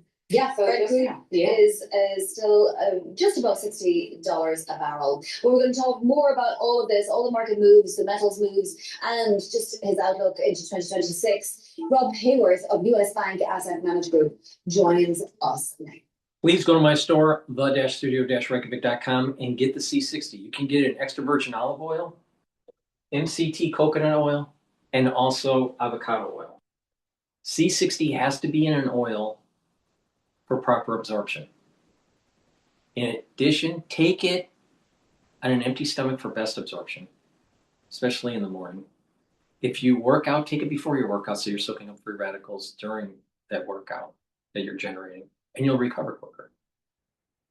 C60, take a teaspoon a day every day. Every day, teaspoon a day. It's 1,000 times stronger than vitamin C. One molecule of C60 is 1,000 times stronger than one molecule of vitamin C.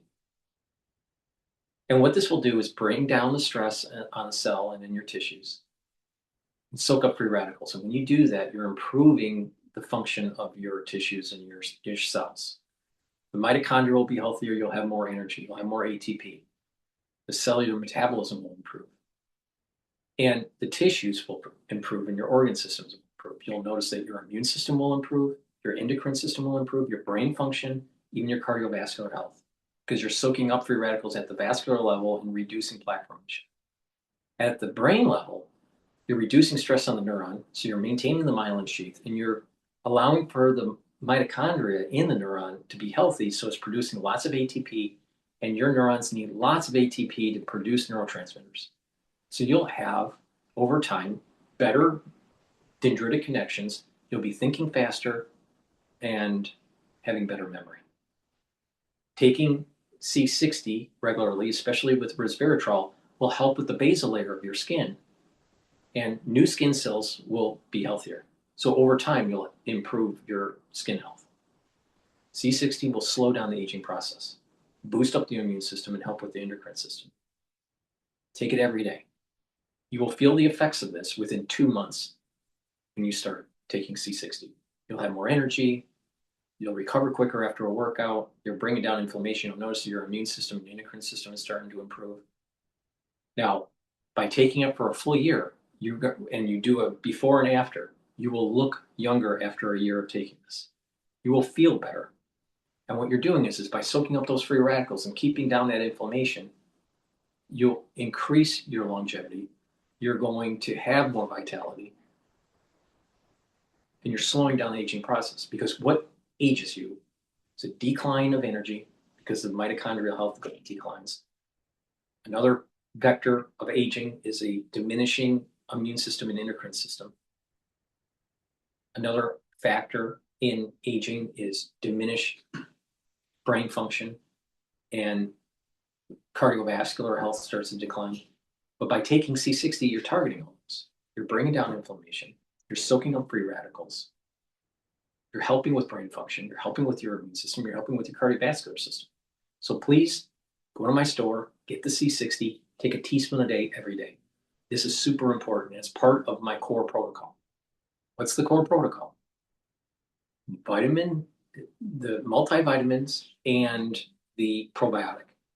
That's the foundation. The multivitamin, the probiotic. The first pillar on top of that foundation is taking Max 35 or Cleanse to boost up the immune system. Second pillar, C60, that soaks up the free radicals. The third pillar, turmeric, ashwagandha, and lignans to boost up your immune system and help with your endocrine system.